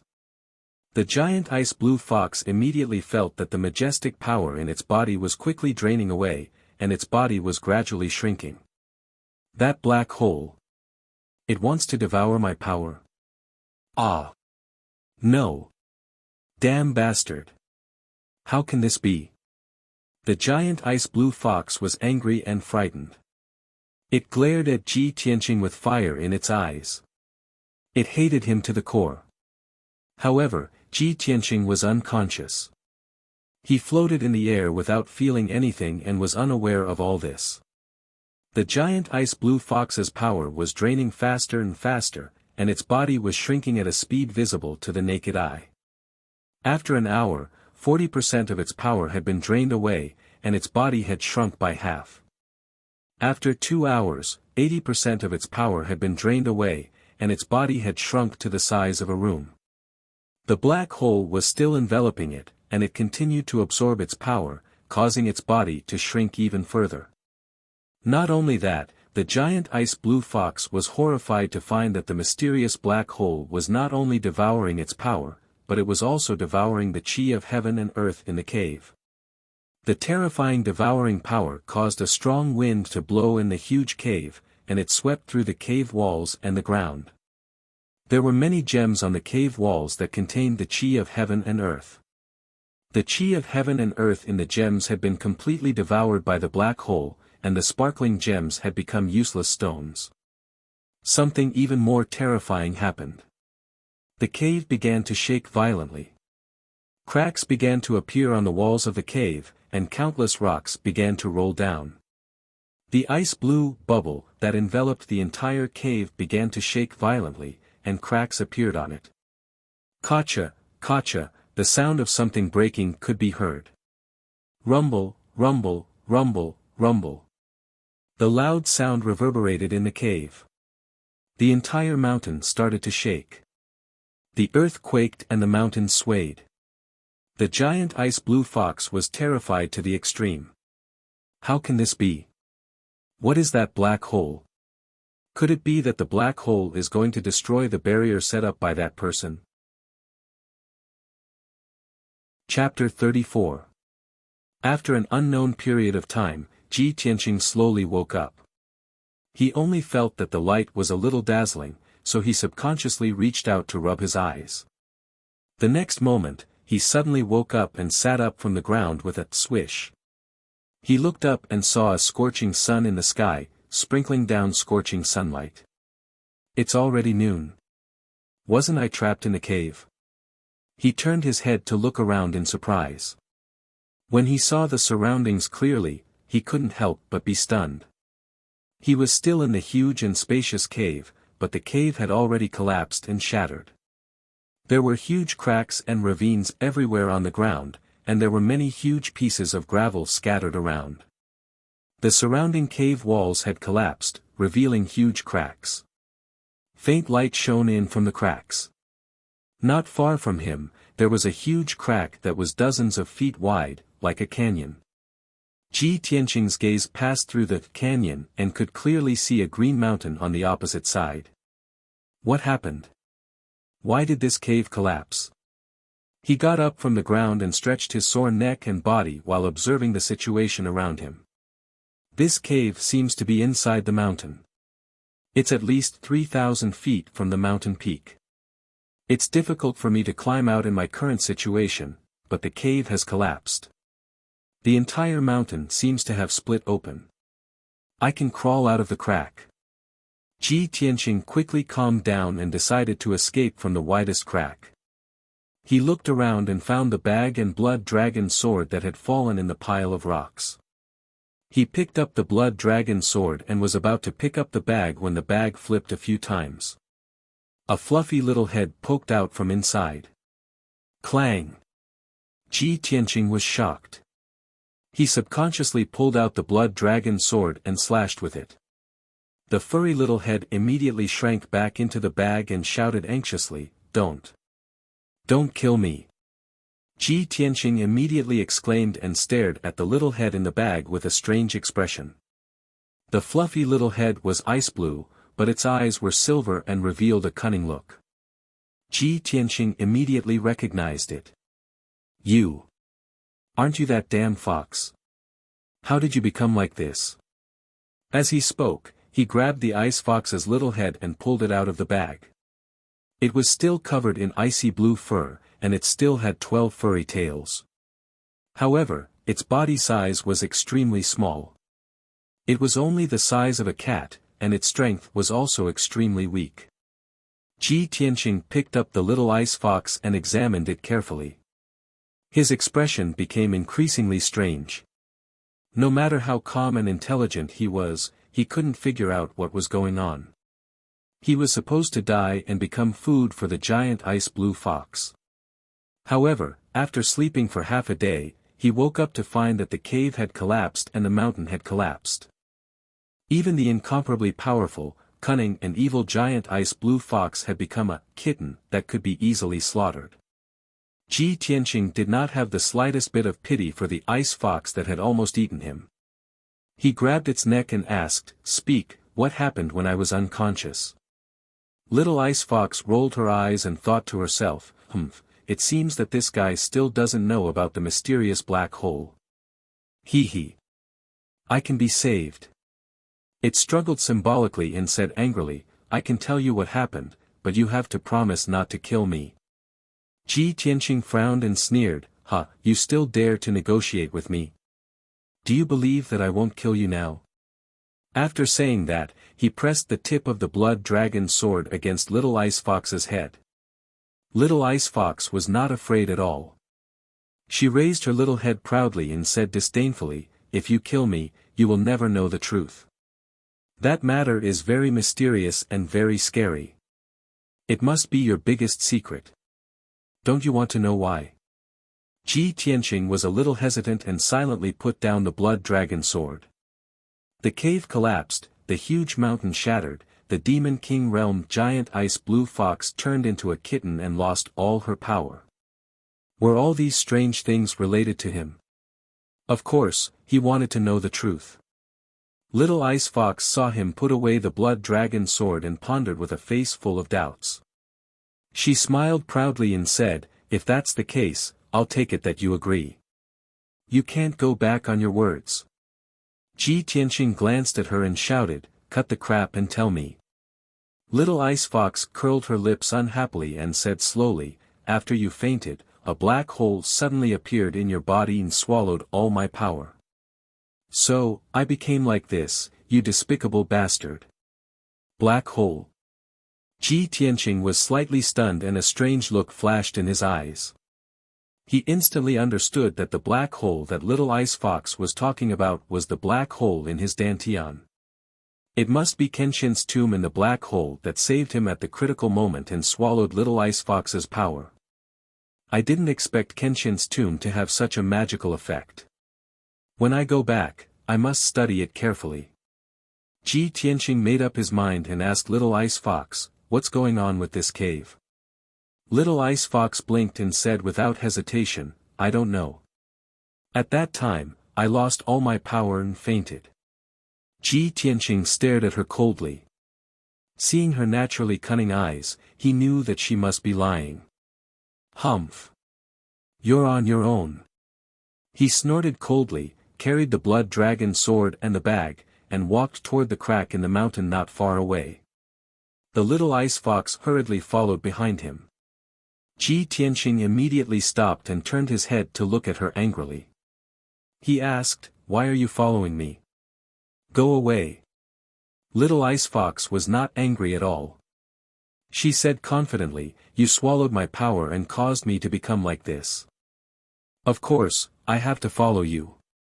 Ji Tianqing sneered and said, "Little thing, I'm already merciful enough that I didn't kill you with my sword. Don't provoke my anger again." The Little Ice Fox immediately frowned and pouted, revealing an angry and aggrieved look. "You bastard, you don't keep your word. Are all of you humans so treacherous? What do you mean I don't keep my word?" Ji Tianqing frowned and shouted in a deep voice, "I only promised not to kill you, but I didn't promise to take you with me. I don't care. You have to take me with you and protect me." The Little Ice Fox looked like she was going to throw a tantrum. She muttered gloomily, "You made me like this, and now you want to leave me here. You just want to kill me." Ji Tianqing raised his sword-like eyebrows and shouted with a fierce look, "What do you mean? Are you blaming me? In that case, I'll kill you with my sword so that you won't keep pestering me." As he spoke, he was about to pull out the blood dragon sword. Little Ice Fox reached out her furry little paws and held his ankle tightly. She cried and shouted, "If you really want to kill me, then kill me. Anyway, if I stay here, other demonic beasts will definitely come for revenge and cut me into pieces. I'd rather die under your sword.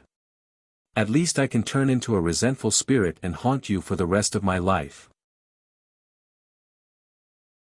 Chapter 35. Ji Tianqing had a headache and felt helpless about the Little Ice Fox's pestering. He kicked the little ice fox away and asked with a dark face, "You're also a demonic beast, so you should be with demonic beasts. Why would the other demonic beasts seek revenge on you?" The little ice fox snorted disdainfully and said in a muffled voice, "Humph, how could I be with those low-level demonic beasts? I'm the overlord of the Tai mountain range. Previously, I had been entrenched in the Xianbing cave and was trapped there for 100 years. When I was hungry, I would catch a few demonic beasts to eat. When I was bored, I would also catch some powerful demonic beasts to amuse myself. In the entire Tai mountain range, countless powerful demonic beasts were tortured by me. If those demonic beasts saw me in this state, they would definitely seek revenge at all costs." Hearing this, Ji Tianqing's expression changed and many questions arose in his heart. The sneer on his face deepened and he said with disdain, "If that's the case, then it's even more impossible for me to bring you along. If you follow me, who knows how many demonic beasts you'll attract." The little ice fox shook its head and said confidently, "So what if other demonic beasts seek revenge? I'm the overlord of this mountain range. In the entire Tai mountain range, there's no place that I don't know.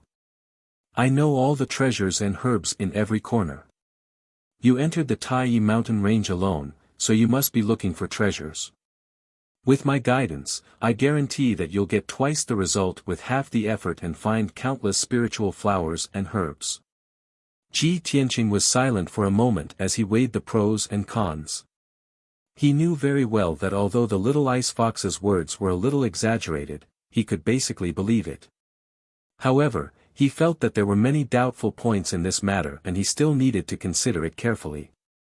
"Little fox, do you know about the red star flower?" Seeing that he had relented, the little ice fox knew that there was hope in this matter. It quickly nodded and said, "Of course I know. 60 years ago, I even ate a few human experts who were looking for the red star flower." Ji Tianqing frowned and said with a dark face, "Can you not mention eating humans? Tell me, where is the red star flower?" "Well." The little ice fox narrowed her eyes and revealed a sly smile. "I can't tell you now, but I promise I can bring you to the red star flower." Ji Tianqing was a little angry. He couldn't wait to beat up this cunning little ice fox. He took out the psychic astrolabe from his bosom and sneered, "Do you think I can't find the scarlet meteorite flower without you? My psychic astrolabe can guide me to it." Little ice fox stared at the psychic astrolabe for a while and said with a contemptuous smile, You want to find the red star flower with this broken astrolabe? You're underestimating the scarlet meteorite flower. When you find the scarlet meteorite flower with the compass, you will definitely be happy for nothing because what you find will definitely be the fake body of the scarlet meteorite flower. As for the real body of the scarlet meteorite flower, it has already flown away. Fly away. Ji Tianqing frowned. He didn't quite believe the little ice fox's words. The scarlet star flower was only a stalk of spirit herb and not a flying bird with intelligence. How could it fly away? However, since little ice fox didn't intend to explain, Ji Tianqing didn't ask about it anymore. He put away the psychic astrolabe and continued to ask, "You just said that you were trapped in the Xianbing cave for 100 years and couldn't leave. What's going on? And, what kind of demonic beast are you? Why were you trapped in that cave? You must tell me honestly. Otherwise, I won't take you out of here." Little ice fox hesitated for a moment. There was a look of reminiscence in her eyes. She said in a low voice, "Actually, I don't know what kind of demonic beast I am. Maybe I'm not a demonic beast at all. When I was very young, I was brought here by a despicable human bastard. That bastard was very powerful. He was the one who dug out the Xianbing cave. He set up a spirit array in the cave and left me in the Xianbing cave to cultivate. He also said that he would take me out of here after 100 years.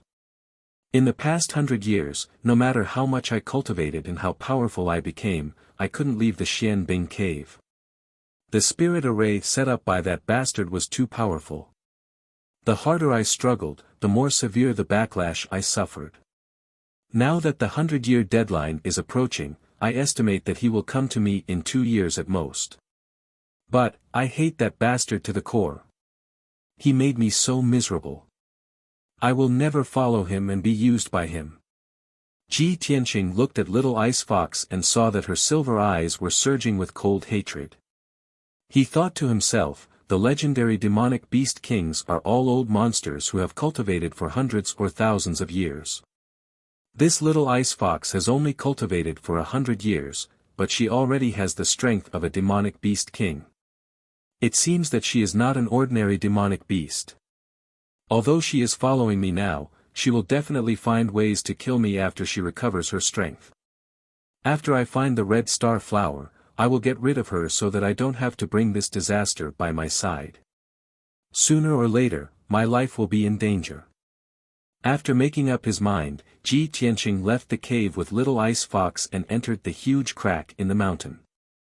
Although Little Ice Fox had lost her power and became small and weak. But the Xianbing cave and the spirit array had been destroyed.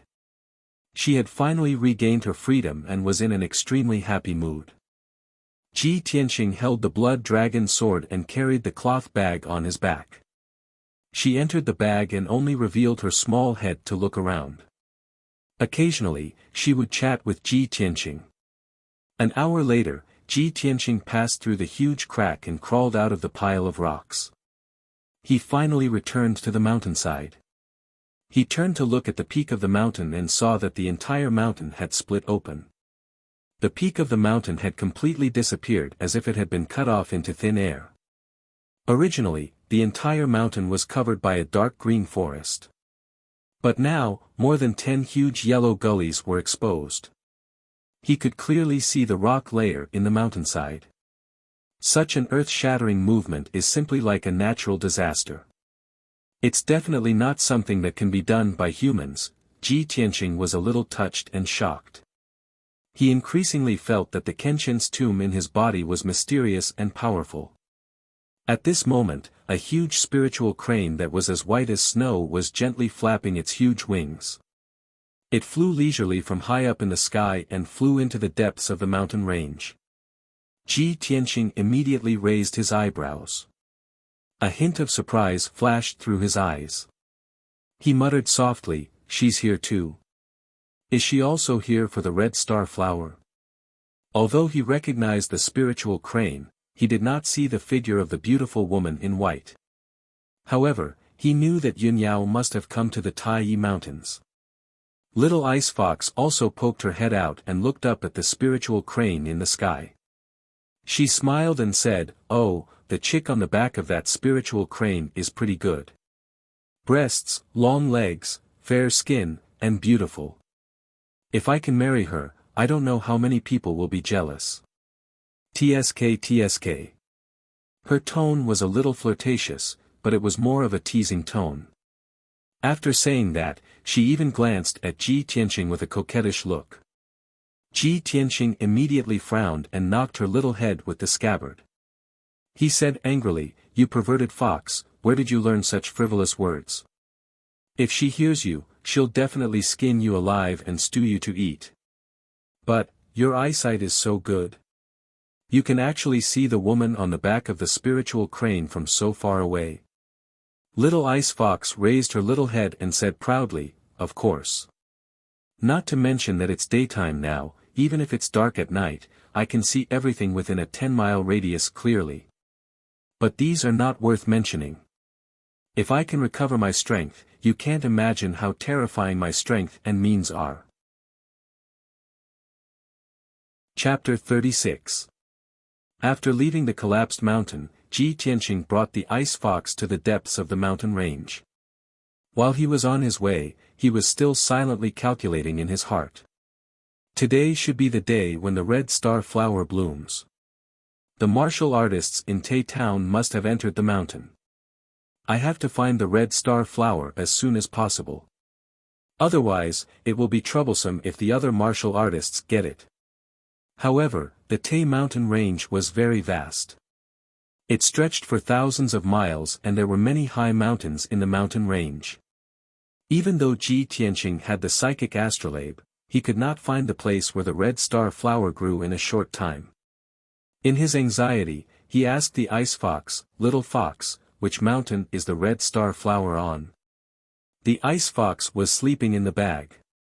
When it heard Ji Tianqing's question, it answered without raising its head, "As for which mountain it is on, we will only know when we reach that area. We are still far from that area. Anyway, you just have to keep going forward." Ji Tianqing was not satisfied with such a perfunctory answer. He picked up the ice fox and stared at it with a serious expression. He said in a low voice, "Little ice fox, the red star flower is very important to me. I have to get it. If you dare to play any tricks, I will not let you off." However, the little ice fox did not take his threat to heart at all. She was still in a lazy posture. It stretched lazily and looked at Ji Tianqing with a smile. "Hey, can't you have some confidence in me? I am the overlord of the Tay mountain range. I have been here for hundreds of years. It is just a red star flower. I will bring you to it before the sky turns dark." Ji Tianqing saw that the ice fox did not seem to be lying. He believed it for the time being and continued to travel through the forest. The ice fox did not sleep anymore. It lay lazily in the bag, raised its head and closed its eyes to rest. It even chatted with Ji Tianqing. "Hey, what is your name?" Ji Tianqing answered expressionlessly, "Ji Tianqing." The ice fox smiled and said, "Then what should I call you? Little Ji? Ah Ji? Or Little Tianqing? Which one sounded better? You can choose one."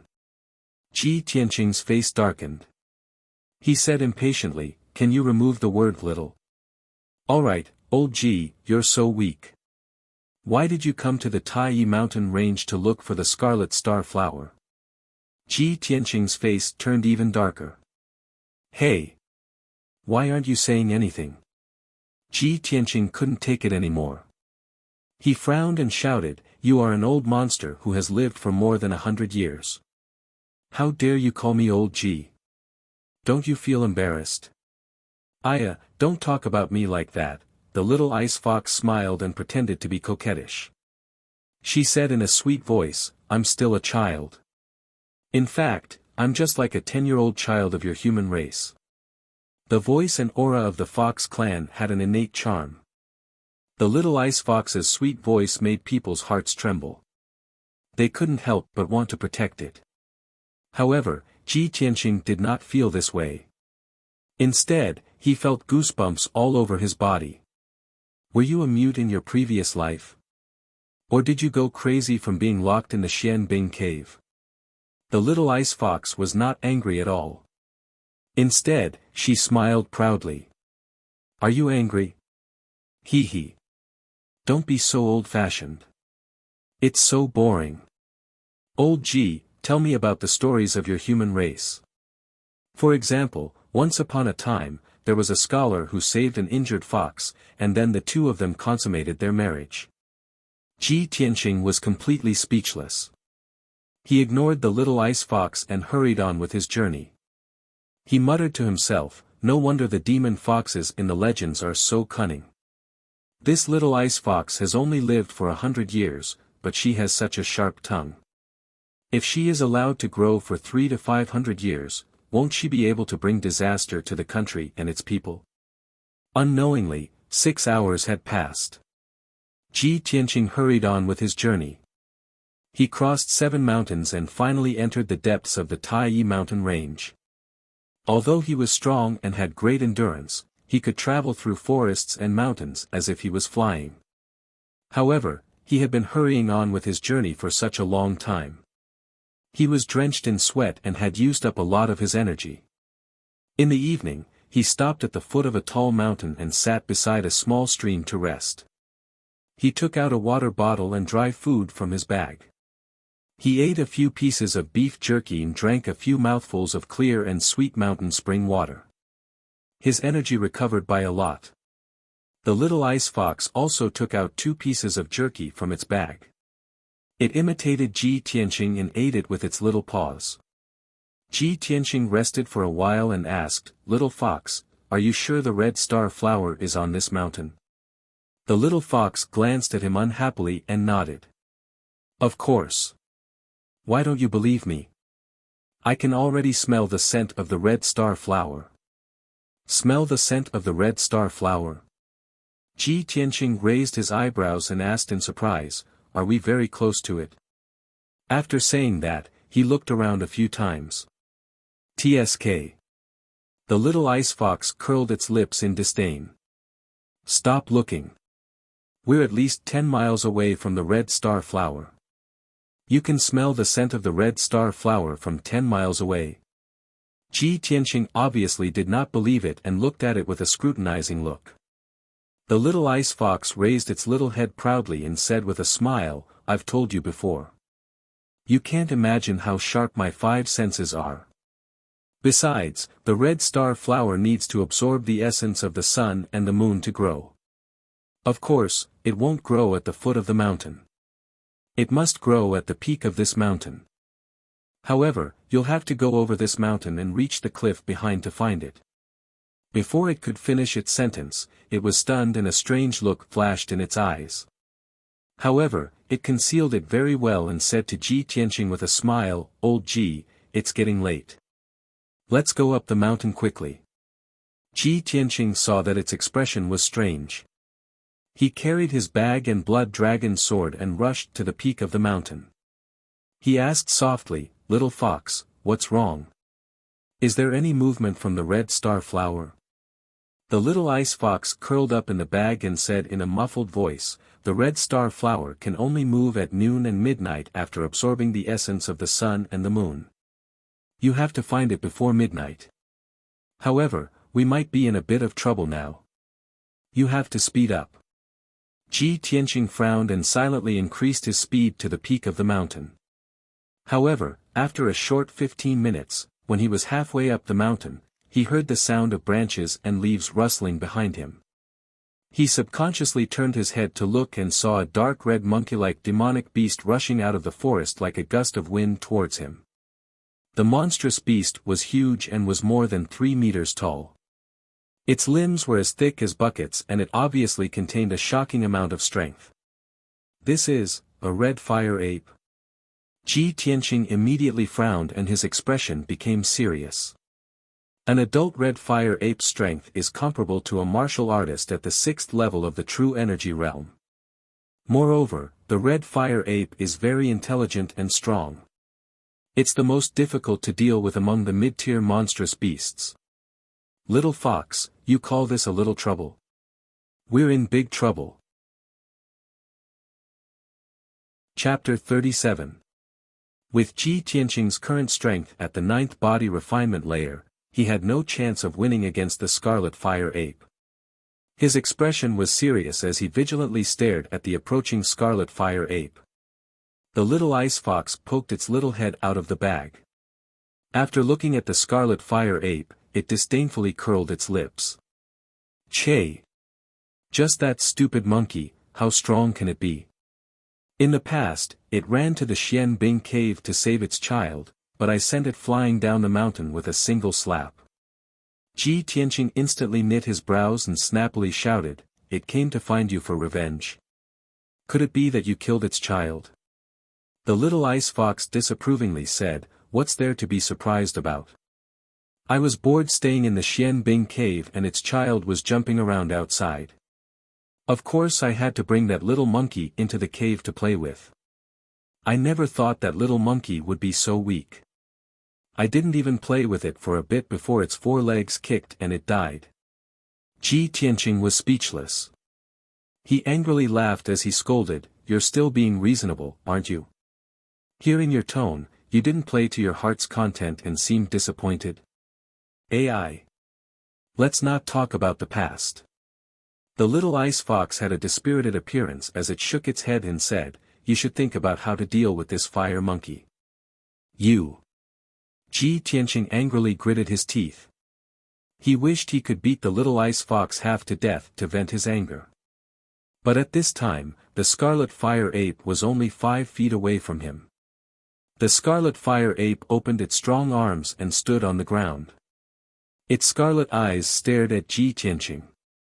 It opened its wide mouth and revealed 2 rows of sharp teeth. At such a close distance, Ji Tianqing could smell the thick scent of blood coming from its body. He could clearly see the blood and bone fragments in its teeth. He secretly gripped the blood dragon sword and his muscles tightened as he accumulated all his strength. Roar! The crimson fire ape suddenly let out a low roar and suddenly jumped up. Like an arrow leaving the bow, it pounced towards Ji Tianqing with its huge claws. Ji Tianqing immediately moved 3 meters away, narrowly dodging the crimson fire ape's attack. Bang bang! The crimson fire ape's huge claws slammed onto the ground, shattering a huge rock the size of a water tank. This red fire ape is actually so powerful. Ji Tianqing was shocked. He waved his sword with all his might and slashed at the back of the red fire ape. The crimson fire ape turned around and swung its arms to hit the blood dragon sword, sending it flying.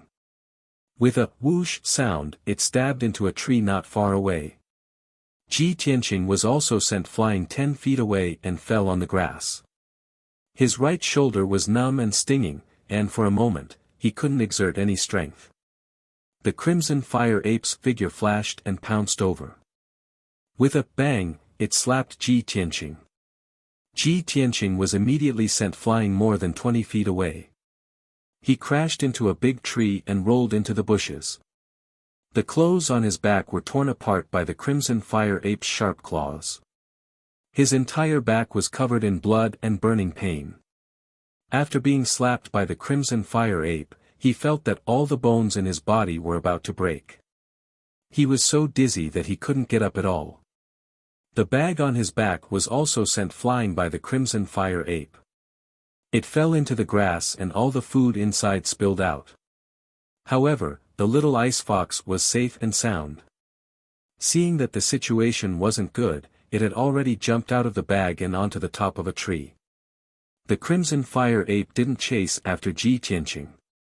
It stared at the little ice fox on the top of the tree with its blood-red eyes and bared its fangs as it growled. Roar! It jumped again with all its might and leaped more than 10 meters high. It waved its claws and pounced on the little ice fox on the top of the tree. With a kacha-kacha sound, the thick tree branches between the crimson fire ape and the little ice fox were all smashed into pieces. Seeing that there was nowhere to hide, the little ice fox's silver eyes were filled with rage as it let out an angry roar. It roared, "Damn old monkey, go to hell." It waved its front claws with all its might and shot out a 2-foot-long icy blue light. It shot towards the crimson fire ape like a sword. The crimson fire ape had just pounced in front of the little ice fox and couldn't dodge in time. It was instantly hit in the chest by the icy blue light. Bang! With a muffled sound, the crimson fire ape flew back from the top of the tree. It drew an arc in the sky and landed on the grass a few meters away with a plop. There was a big hole in the grass. Dirt, stones, and grass were mixed together and splattered everywhere. When the crimson fire ape struggled to get up, its chest was already stained with blood. There was a fist-sized bloody hole. The little ice fox had released an icy blue light and severely injured the crimson fire ape. However, the icy blue brilliance had already exhausted its power, and it immediately fell from the tree into the bushes in a dispirited manner. Seeing this, the crimson fire ape's eyes shone fiercely. It roared and pounced on the little ice fox. Ji Tianqing saw that the little ice fox couldn't escape or resist. He subconsciously rushed over to save it. However, his blood dragon sword was sent flying. Without a weapon in his hand, how could he block the crimson fire ape's attack? At this critical moment, he suddenly recalled the scene in the Xian Bing cave last night. At that time, he was bound by the little ice fox's icy blue light. He struggled with all his might and managed to force out the 12 streaks of sword chi in his body. They circled around him and danced. Thinking of this, he activated the sword chi in his body with all his might and forced the 12 streaks of sword chi out of his body. Swish, swish, swish, swish, 12 streaks of golden sword chi instantly appeared and danced around him. Go! Ji Tianqing roared and controlled the 12 streaks of sword chi to attack the crimson fire ape that was 3 meters away.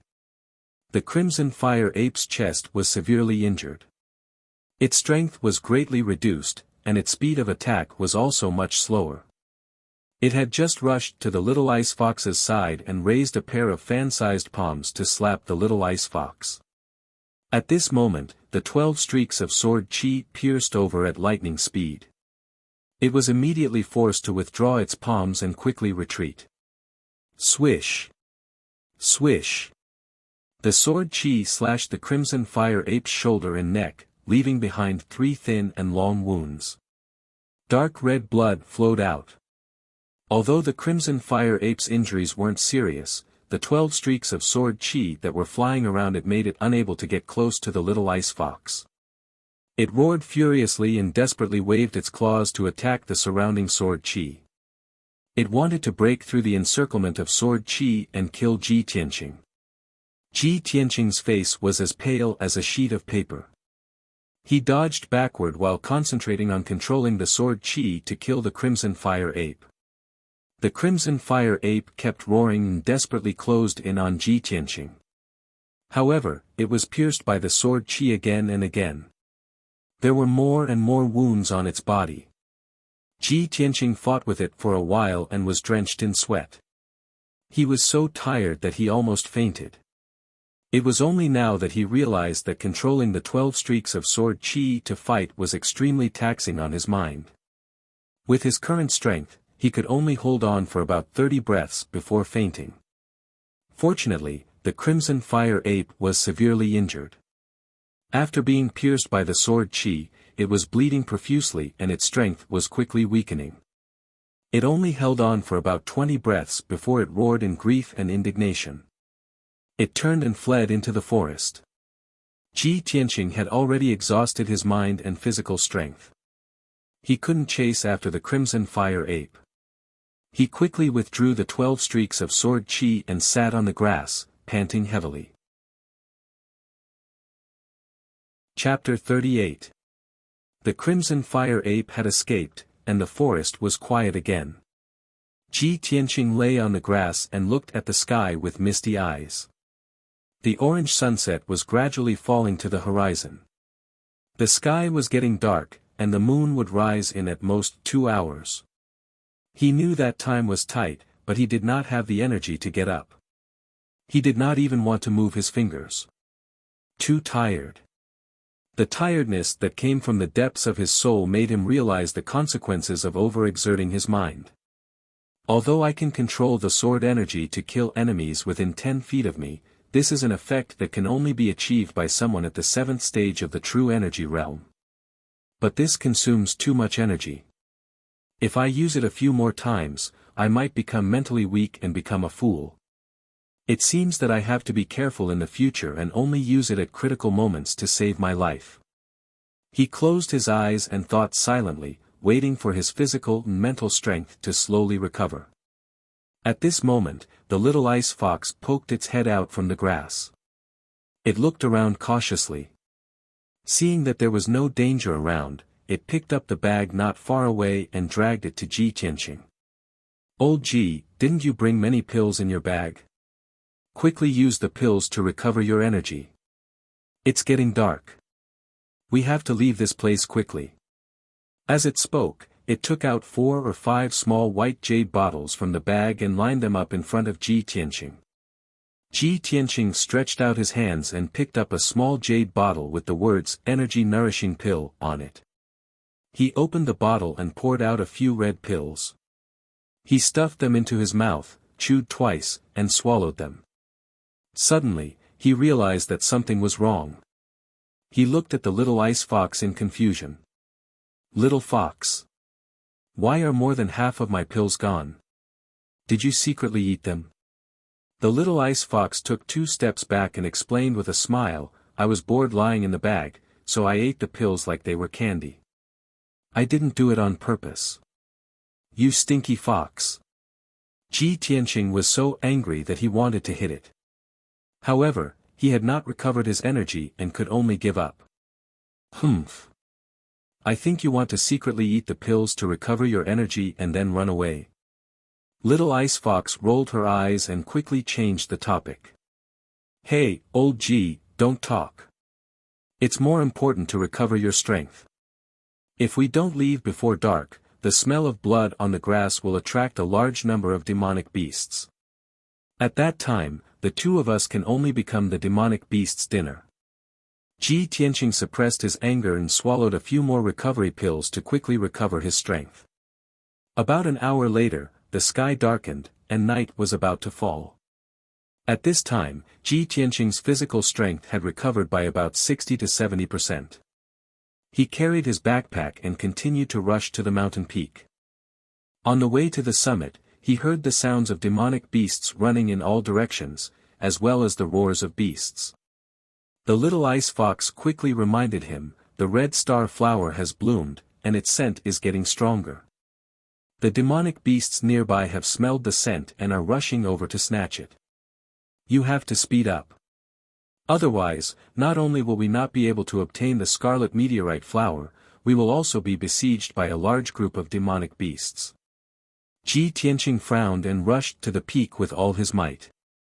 After a quarter of an hour, he finally reached the peak of the mountain, which was thousands of feet high, and came to a forest with sparse trees.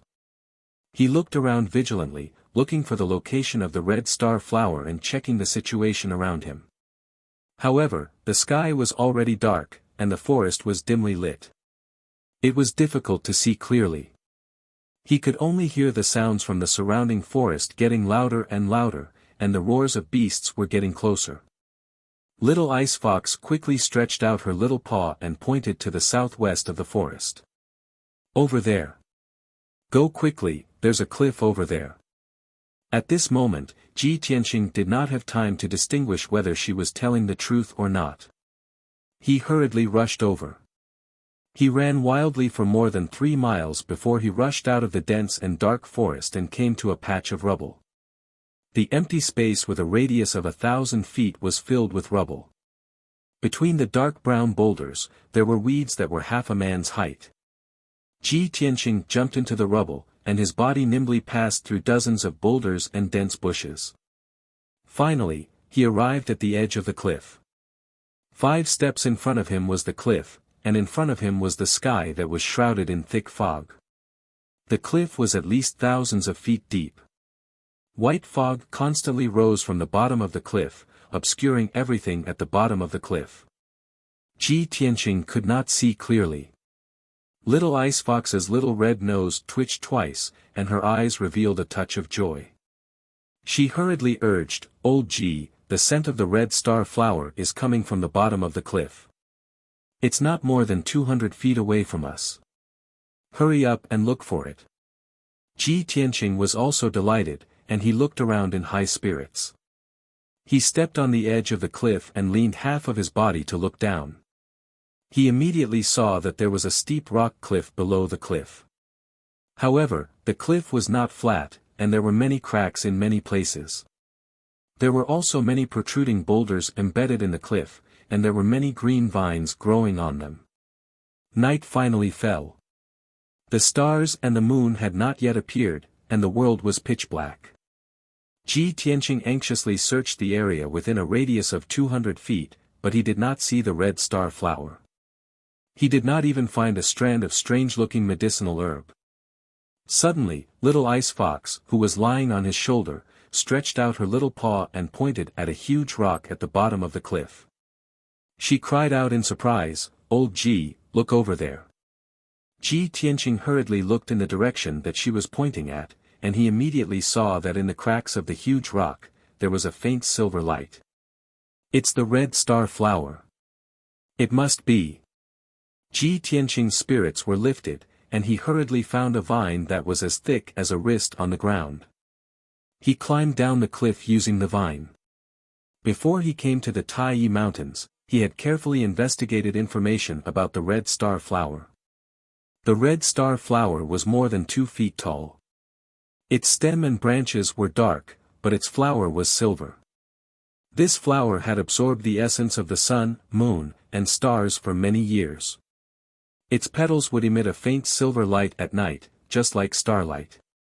However, this flower only bloomed once every 60 years, and each plant only had one flower. The flower would only bloom for 6 days before it wilted. Not long after, Ji Tianqing crawled along the vines until he was about 10 feet below the cliff. His feet stepped on a big rock that protruded from the cliff. However, he was still more than 40 feet away from the huge rock where the red star flower grew. With his strength, it was impossible for him to jump over. The cliff between the 2 huge rocks was bare, and there was no place for him to lean on. There was only a cluster of dark green vines growing on it. The vines were only as thick as chopsticks, and they looked very weak. They could not support his weight at all. He had no doubt that if he climbed those vines to pick the red star flower, he would definitely fall off the cliff and be smashed into pieces. At this moment, Ji Tianqing's face revealed a helpless, bitter smile. The red star flower was not far in front of him, but he could not pick it, and he could not even get close. Moreover, he could clearly hear the footsteps of demonic beasts running from the rocks above the cliff. At least 3 demonic beasts had already rushed to the edge of the cliff. Chapter 39. What should I do? Ji Tianqing looked at the huge rock 4 feet away. His eyes were fixed on the starlight in the cracks of the rock, and he was trying to think of a solution anxiously. At this moment, the little ice fox came out of the bag and jumped down nimbly. It landed beside Ji Tianqing's feet. It observed the distance between the 2 huge rocks, and a smile flashed across its silver eyes. While Ji Tianqing was not paying attention, it jumped out with all its might. Swoosh! Just as it was about to fall from mid-air, it suddenly opened a pair of ice blue wings under its abdomen and flapped them vigorously. Its figure drew an ice blue arc in mid-air, and it flew lightly towards the huge rock not far away. Seeing this, Ji Tianqing was stunned for a moment, and immediately revealed a gratified smile. That's right. Why didn't I think of the little fox? It has wings, and it can totally fly over there. He smiled approvingly at the little ice fox, and hurriedly reminded it, "Little fox, be gentle. You must be careful." The little ice fox was flying in mid-air, and it turned its head to give him a playful smile. The next moment, it landed lightly on the huge rock where the red meteorite flower grew. It moved closer to the cracks of the rock, took a few glances, and stretched out its small claws to dig in the cracks. It lay on the huge rock, and its 12 furry tails were sticking out. The way it moved looked a little funny. However, Ji Tianqing ignored all this. His eyes were fixed on the cracks of the rock, and his heart was in his throat. The next moment, the little ice fox got up with all its might, turned around, and looked at him with a smile, and stretched out a pair of front claws. He saw that it was holding a silver flower in its claws. The flower was half the size of a palm, and it had 6 light silver petals that sparkled in the night sky. This was the red meteorite flower. Ji Tianqing's face was full of smiles, and he exclaimed excitedly, "I finally got it. That's great. Little fox, thank you." However, the little ice fox held the red meteorite flower, but it did not intend to return to his side. Instead, it sat on the huge rock. It looked at Ji Tianqing with a smile, its silver eyes full of ridicule. "Old Ji, do you think I will give you the scarlet star flower? Hee, I'm not your pet." The smile on Ji Tianqing's face suddenly froze. He glared at the little fox and said coldly, "Little fox, what do you mean? Don't tell me you want to snatch my scarlet star flower." The scarlet star flower is used to repair the dantian and meridians. It's only effective for humans. It's useless for you. The little ice fox smiled and nodded. "Yes, of course I know. I don't need this scarlet star flower, but I won't give it to you so easily. Unless, you can promise me 3 things. Ji Tianqing was so angry that his face turned pale. He pointed at the little ice fox and scolded, "You cruel and unscrupulous fox. I just saved your life, and now you want to negotiate with me?" The ice fox laughed even more proudly. She even said in a sweet voice, "Oh, old Ji, don't be like this. I have no choice. I want to save my life. After all, you don't trust me. I'm also afraid that you will abandon me one day, or kill me with a sword. Don't worry. My conditions are very simple. You will definitely agree." Ji Tianqing also understood that with the ice fox's cunning and intelligence, she would definitely have a backup plan. Therefore, he suppressed his anger and said with a dark face, "Then tell me your conditions first. I will consider it." That's more like it. Old Ji, you are becoming more and more to my liking." The ice fox nodded with a smile and said her conditions in a serious tone. "The first condition is that no matter when or what the situation is, you will never abandon me." Ji Tianqing furrowed his brows and pondered with a gloomy face. Seeing that he was silent, the ice fox played with the scarlet star flower with her claws. She shook her claws and tore off a light silver petal. "Oh, why did a petal fall off?" She pretended to be surprised and called out, but her tone was full of undisguised laughter. After saying that, she took the petal and waved it at Ji Tianqing a few times. When Ji Tianqing saw that a petal was torn off the scarlet star flower, his heart skipped a beat and his face became even more gloomy. "I promise you." The ice fox nodded with satisfaction and continued, "The second condition is that no matter when or what the situation is, you will never kill me." Ji Tianqing stared at her with a face full of anger and shouted angrily, "I promise you." Very good." The ice fox nodded with satisfaction again and said with a smile, "The third condition is that you must protect me wholeheartedly and not let me get hurt. Don't you go overboard." Ji Tianqing was so angry that he gritted his teeth. His eyes revealed a cold murderous intent. The ice fox played with the scarlet star flower again and pretended to be surprised. Oh, it fell off again. Seeing that it was about to tear off another petal, Ji Tianqing's heart ached. Without hesitation, he shouted coldly, "Don't. I'll agree to your request." The ice fox looked at him with a smile but still refused to believe him. It held the scarlet star flower with its little claws and extended it to the sky outside the giant rock. It looked like it was going to throw it down the cliff. "Old Ji, unless you swear to heaven and earth, I will only believe you." Ji Tianqing was so angry that his lungs were about to explode. He stared at the ice fox with a pale face. If looks could kill, the ice fox would have been torn into pieces. "Hurry up and swear." The ice fox urged with a smile. "Otherwise, I will throw the scarlet star flower down the cliff." Ji Tianqing held back his anger and said through gritted teeth, "I, Ji Tianqing, swear to heaven that I will never go back on my word after I agree to the 3 conditions of the ice fox." The ice fox sat on the giant rock and looked at him with a smile. After listening to him, it said, "That's it. Old Ji, you are not sincere. You haven't finished the second half of your sentence." "What are you talking about? What are you talking about?" Ji Tianqing was so angry that he almost vomited blood. With a black face, he scolded, "Stupid fox, are you done?" The ice fox did not continue to pester him.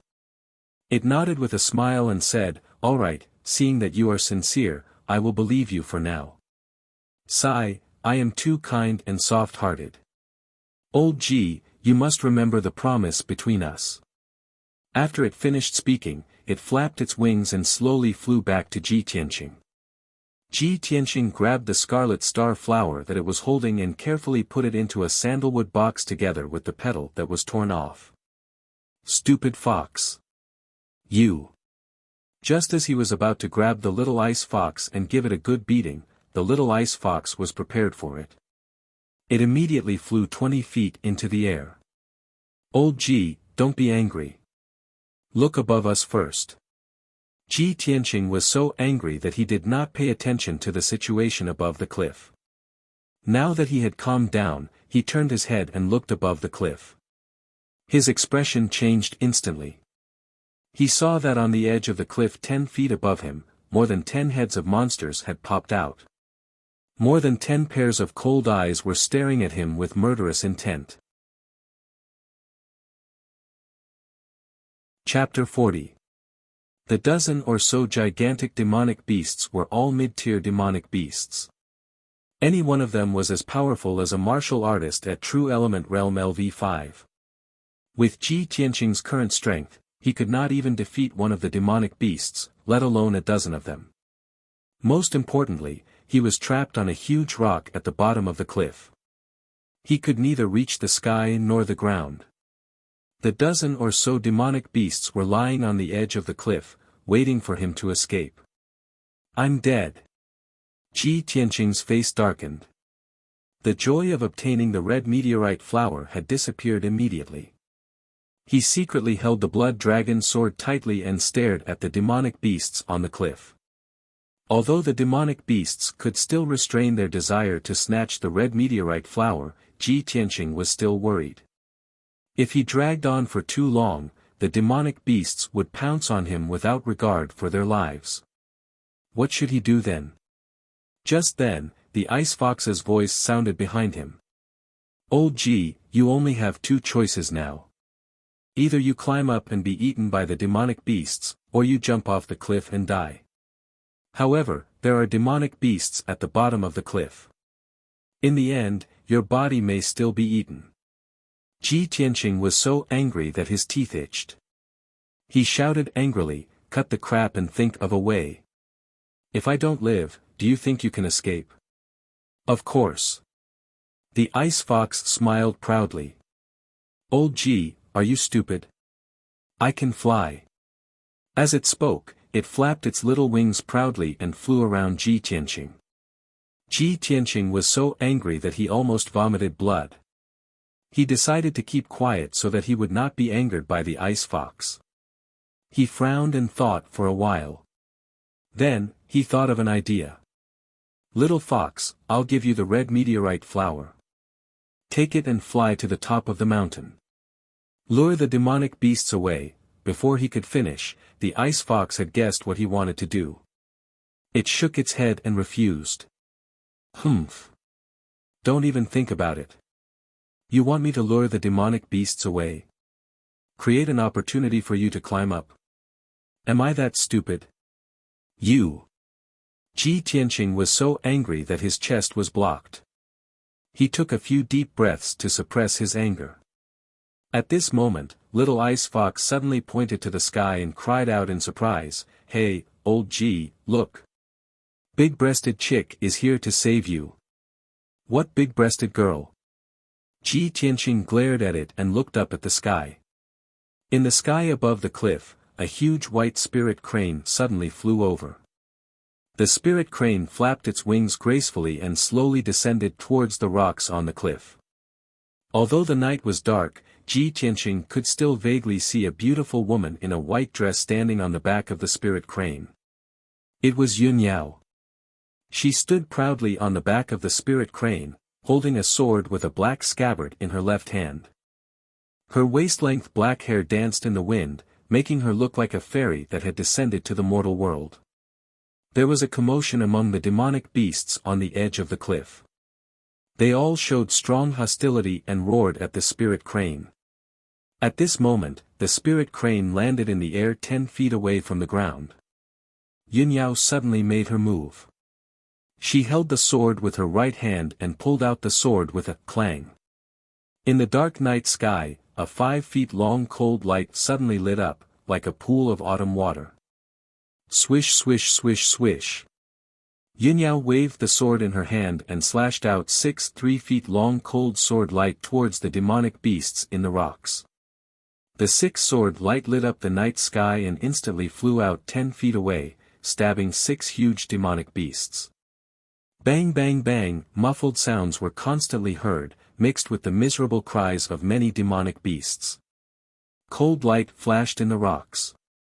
Several millstone stones were cut into pieces by the sword light, splashing out countless broken stones. Ji Tianqing could clearly feel that the earth was trembling. There were also several big stones that collapsed from the edge of the cliff and smashed into the bottom of the cliff. Although this was the third time he had seen Yin Yao make a move, he was still shocked. However, he still felt shocked in his heart, and an imperceptible look flashed through his eyes as he looked up at Yin Yao.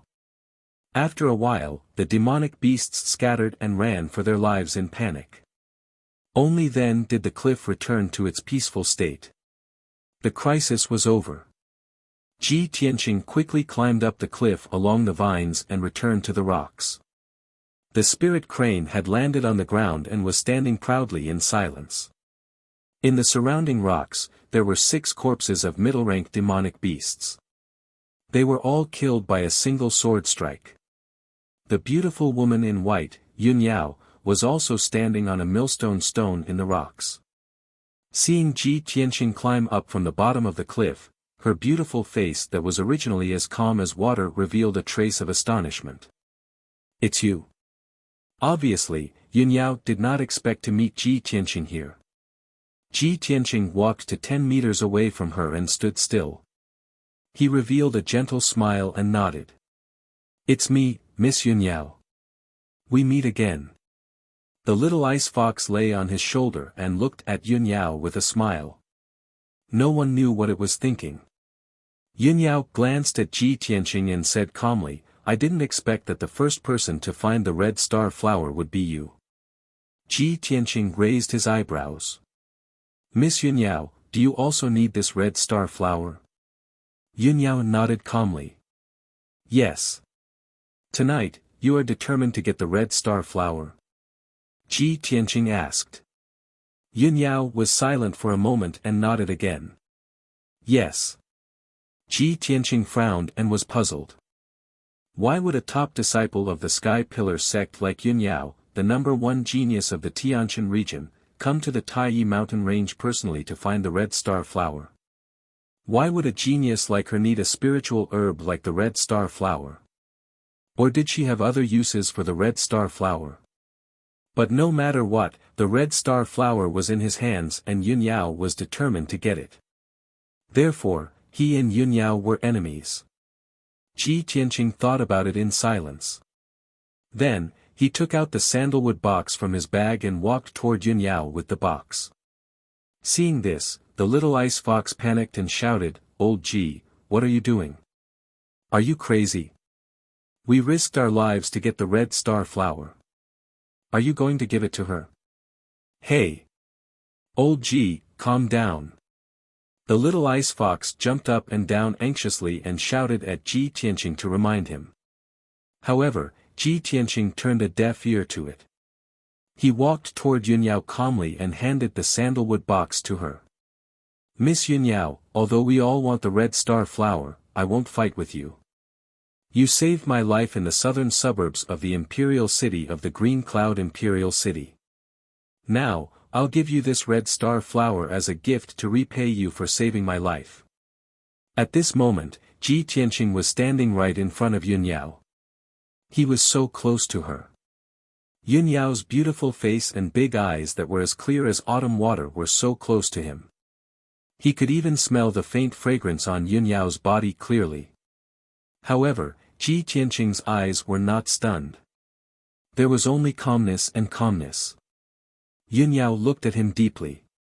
Then, she reached out her fair and soft hand and took the sandalwood box. She opened the box and took out the red star flower. However, after she took the red star flower, she plucked all 5 petals without hesitation. She only took the stamen and returned the sandalwood box with the 6 petals to Ji Tianqing. "I only need the stamen. I'll return these 6 petals to you. They can still help you improve your cultivation base." After she finished speaking, she kept the stamen of the red star flower and turned to walk toward the spirit crane. She did not seem to exert any force with her legs, but her body flew a few feet into the air and landed on the spirit crane's back as light as snow. The spirit crane let out a clear cry. It immediately spread its wings and flew into the sky, flying away. Chapter 41. Ji Tianqing stood among the rocks, holding the sandalwood box with 6 petals in his hands. He raised his head and looked at Yun Yao's back as she left. Her figure was getting farther and farther away. As the spirit crane flew away, she gradually disappeared into the dark night. Ji Tianqing stood there in a daze for a long time without looking away. At this time, the ice fox picked up a branch from somewhere. It held the branch with its claws and knocked on Ji Tianqing's head. Ji Tianqing suddenly woke up. He turned his head and looked at the ice fox. He shouted angrily, "Little fox, what are you doing?" The ice fox looked at him with disdain and said in an unfriendly tone, "Stop looking. She has left." "What are you looking at?" Ji Tianqing was too lazy to respond. He put the sandalwood box into his bag and was about to go down the mountain through the rocks. The ice fox flapped its wings and flew beside him. It asked in a mocking tone, "Ji, do you know her? Do you like her? Do you like her because she is beautiful? Or do you like her breasts and long legs? Ji, I don't want to nag at you. If you like her, go after her. If you can't get her, just pester her. If you keep it in your heart and don't say anything, how will she know that you like her? Ji, I look down on you. Hey, Ji, why don't you say anything? Are you still thinking about that chick?" Ji Tianqing wanted to go down the mountain in silence and ignore the ice fox. But he was annoyed by the ice fox's harassment. He couldn't help but shout angrily, "Little fox, shut up." Seeing that he was angry, the ice fox didn't say anything more. It muttered a few words unhappily and went back to sleep in the bag. "Humph, when you saw the big-breasted chick, you looked like you were obsessed with her. You even gave away the red star flower that we tried so hard to find. If that big-breasted chick wasn't so reserved, you wouldn't even have a petal left. Humph, how can a gullible guy like you protect me in the future? I'm really worried about my future." Ji Tianqing was too lazy to explain what had happened to the ice fox. He did not want to explain that he did not want to owe anyone a favor. To explain the meaning of favor to a little fox demon, he felt awkward just thinking about it. He simply hurried on his way in silence, rushing all the way down the mountain. About an hour later, Ji Tianqing arrived at the foot of the mountain and returned to the mountain stream. Now that he had obtained the red star flower, there was no need for him to stay in the Taiyi mountain range and risk his life. He just wanted to leave this place as soon as possible. Even though the Taiyi mountain range was extremely dangerous at night, with countless demonic beasts roaming about. However, Ji Tianqing knew that with the little ice fox's keen 5 senses, she would be able to help him avoid most of the demonic beasts. However, when he followed the mountain stream and walked out of the forest, a cold laugh came from the dark forest not far away. I didn't expect that someone would have already obtained the scarlet meteorite flower before all the experts have found it." Suddenly hearing the owl-like cold laugh, Ji Tianqing stopped in his tracks. He looked at the forest vigilantly and secretly held the blood dragon sword tightly. He did not open his mouth to speak. His eyes were searching in the dark forest, and his ears were listening to all the sounds within a radius of 30 meters. In the next moment, the hoarse and unpleasant voice sounded again. "Humph, I'm lucky enough. Not only can I take your head to receive the reward, but I can also get the scarlet meteorite flower. He he he he." As soon as the voice sounded, 3 cold lights suddenly flew out from the dark forest and shot toward Ji Tianqing like sharp arrows. Hidden weapons. Ji Tianqing's pupils constricted. With a step, he moved 3 meters away. At the same time, he waved the blood dragon sword and slashed out a sword light. Ding ding.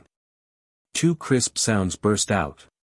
2 cold lights were slashed by the blood dragon sword and bounced off, landing in the grass. Another cold light brushed past Ji Tianqing. With an ear-piercing sound, it was nailed into a big tree not far behind him. At the same time, a black figure pounced out from the darkness and silently waved two sabers to stab Ji Tianqing's vital parts. The black figure's movements were very swift, like a ghost in the night. He held the two sharp sabers tightly in his hands. The blades were also black and would not shine with a cold light to attract attention. Ji Tianqing instantly understood that this black figure was definitely an assassin whose job was to kill people. Swoosh! Swoosh! The two black sabers were in front of Ji Tianqing. Before the blades arrived, a biting cold force hit his face, causing his cheeks to hurt. At the moment of life and death, his expression was extremely grave. He waved the blood dragon sword with all his might to block the assassin's assassination. Ding ding dang dang. The sabers and swords of both sides clashed several times, producing crisp sounds of metal clashing. Sparks flew from the sabers and swords. Ji Tianqing was also pushed back by the majestic force. His arms were numb and stinging. Third level of the true energy realm? Or fourth level? He muttered to himself and roughly judged the black-clothed assassin's strength. Although he did not have much of a chance of winning against an assassin of such strength, he would not be killed so easily. 10 Mysterious Sword Technique.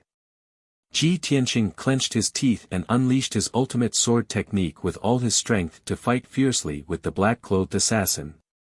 His muscles swelled up, and his bones made crisp cracking sounds. It was obvious that he had pushed his strength to the limit. The two figures kept jumping and moving in the forest. Every time they got close, there would be clashing sounds. It was difficult to tell who was the winner. Ji Tianqing had used up a lot of his strength. He was sweating profusely and his face was pale. Even his left arm had been hit by a saber, leaving behind a chopstick-sized wound. However, he still clenched his teeth and fought with all his might. He would not back down easily. The black-clothed assassin attacked Ji Tianqing continuously for more than 10 moves. His two sabers left a few wounds on Ji Tianqing's body, but he still could not kill Ji Tianqing. He was a little impatient. His eyes were bloodshot and turned dark red. In anger, he unleashed all his strength and used a fatal move. Golden Rainbow Slash. He roared with murderous intent. His two sabers slashed out 9 pitch-black saber shadows toward Ji Tianqing's 9 vital points. It looked like there was a towering tree behind Ji Tianqing. Ji Tianqing had nowhere to retreat due to the saber images. At this critical moment, he did not hesitate to use his trump card. Sword Chi, out. Following his shout, 12 golden sword chis immediately flew out of his body and stabbed towards the black-clothed assassin with a swish swish swish. The rapidly rotating sword chi collided with the 9 saber shadows, causing a series of crisp sounds to ring out. Although the 9 saber shadows did not dissipate, they were knocked out of their original directions. They all slashed into the towering tree and the grass. In a split second, deep dents were left on the thick tree trunks. Several gullies were also cut into the grass. Dust flew everywhere. Sword chi. There are actually so many of them. The black-clothed assassin was stunned. His eyes widened in shock. He already found it unbelievable that a trash in the refinement realm could withstand 30 moves from him. But now, this trash had actually released sword chi, and 12 of them at once. Only experts at the true energy realm level 7 and above could condense the yuan chi in their body into sword chi and release it outside their body to attack. How did this famous trash in the Imperial City do it? Could it be that his strength did not fall to the refinement realm and he was still a genius at the true energy realm level 7? Chapter 42. The black-clothed assassin could not understand, nor did he dare to believe this fact. While he was still in a daze, 12 streaks of sword chi had already arrived in front of him like lightning. Swish! Swish! Sword chi crisscrossed, and a faint golden light flickered in the night sky. The black-clothed assassin's chest, shoulders, and face were instantly pierced with 12 wounds. Dark red blood spurted out from the wounds. When experts exchanged blows, they couldn't afford to be distracted or hesitate. The 12 wounds on his body were the result of being in a daze. Although these injuries were not fatal, the excruciating pain made him suck in a breath of cold air, and his back broke out in cold sweat. The black-clothed assassin flew into a rage, fiercely waving his 2 blades. After shaking off the many sword energies, he charged towards Ji Tianqing. "Bastard, die!" As the black-clothed assassin pounced over, there was also a thick murderous aura that made people tremble in fear. Ji Tianqing was still calm and composed. He did his best to control the 12 sword qis to block the assassin's attack. In this way, the black-clothed assassin was unable to approach him any longer, and he was surrounded by danger by the numerous sword qi attacks, causing him to be in an extremely sorry state. In a short span of 10 breaths, the black-clothed assassin had been stabbed 37 times, and his body was covered with wounds. Blood gushed out and soaked his clothes, making him look like a bloody person. He looked exceptionally ferocious and terrifying. Even the ferocious Crimson Fire Ape would not be able to withstand such heavy injuries, let alone a 4th-level True Energy Stage assassin in black. The consequence of losing too much blood was that his vision became blurry, his strength quickly dissipated, and his footsteps became even more unsteady. The black-clothed assassin's heart was filled with terror. He no longer had any will to fight and only wanted to turn around and flee. However, Ji Tianqing controlled the 12 sword qis and chased after him, stabbing into his head and neck. The black-clothed assassin barely managed to take 5 steps before he fell to the ground with a plop. He lay on the ground and twitched for a while before he breathed his last. After all, his neck and the back of his head had been pierced by the sword qi, and those were fatal wounds. Fresh blood splattered on the grass, filling the air with a thick stench of blood. When Ji Tianqing saw that the black-clothed assassin was dead, he immediately retracted the 12 sword qis into his body and fell weakly onto the grass. Within a day, he had manipulated the sword qi in his body to fight twice. This greatly exhausted his mental and physical strength, and he was already on the verge of fainting. He closed his eyes and lay on the grass, feeling that every nerve in his body was exhausted. His head was so heavy that he just wanted to sleep. At this moment, the little ice fox flew out from the gloomy forest and landed beside Ji Tianqing.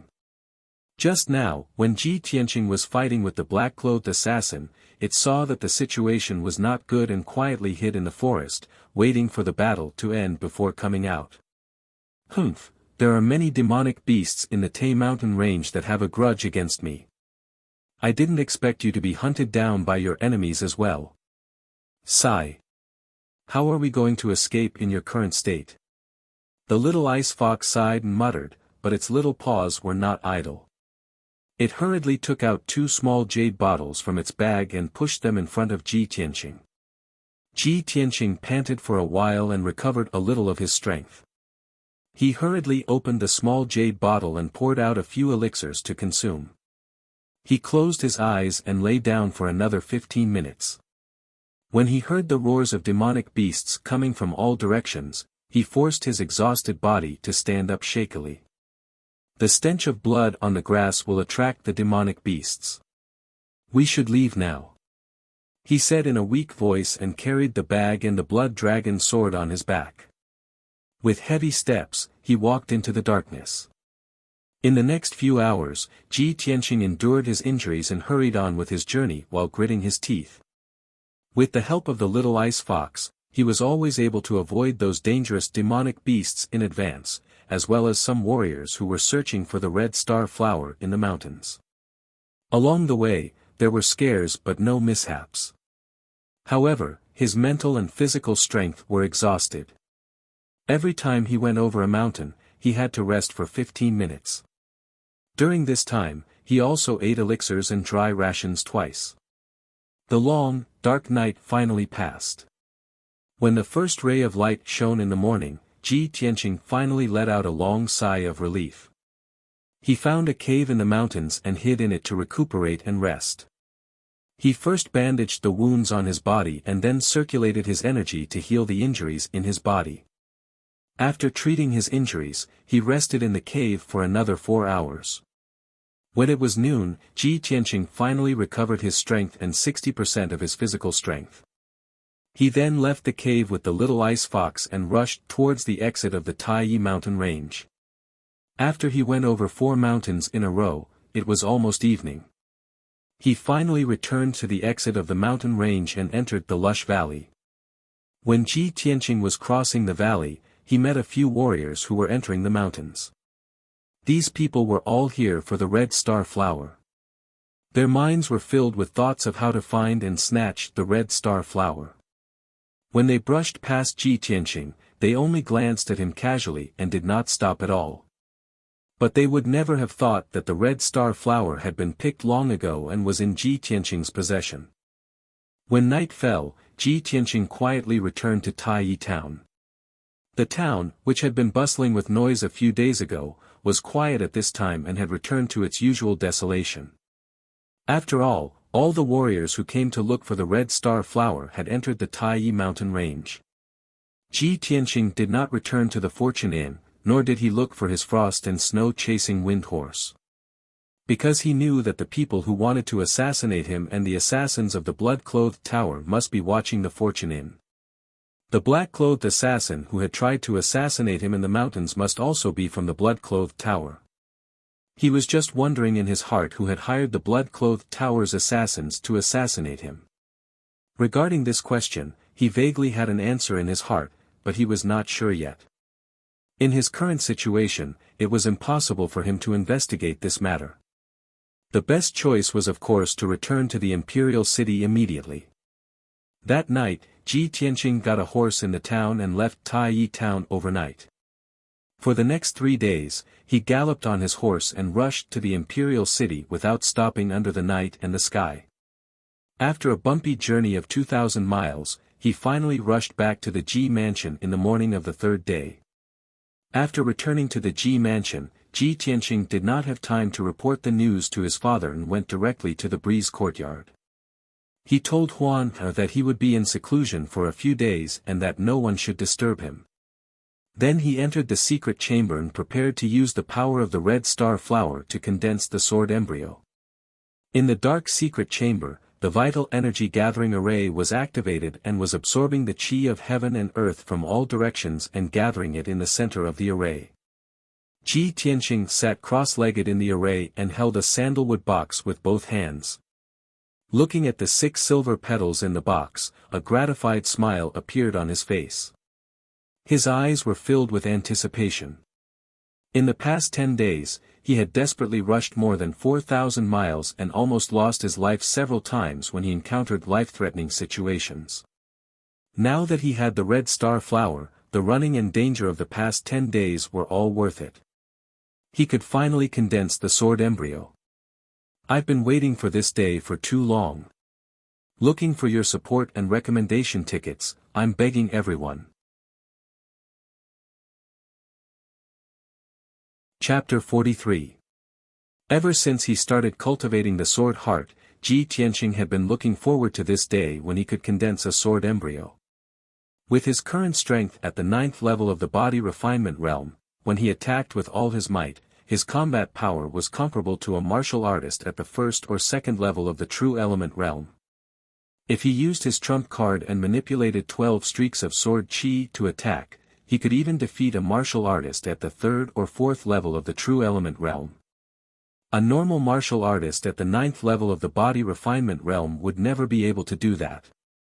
This was the extraordinary part of the sword heart Dao. Ji Tianqing had yet to condense a sword embryo, but he already had such a powerful combat power.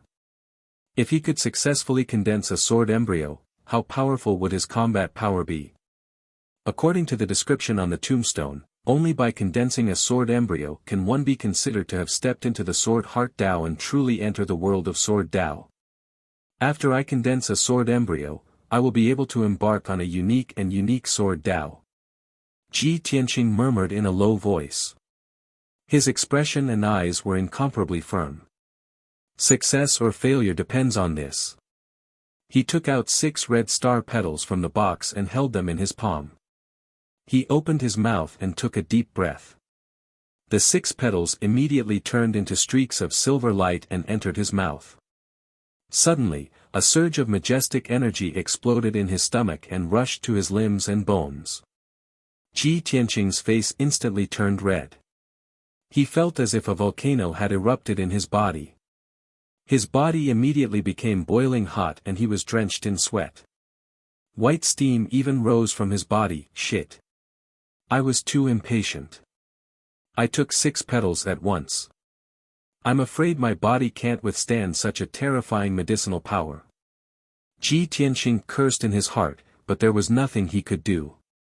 Now that things had come to this, he could only grit his teeth and endure it. He hurriedly guided the scorching energy in his body to the meridians in his body. The red star flower grew in the mountains for 60 years and absorbed the essence of the sun, moon, and stars for 60 years.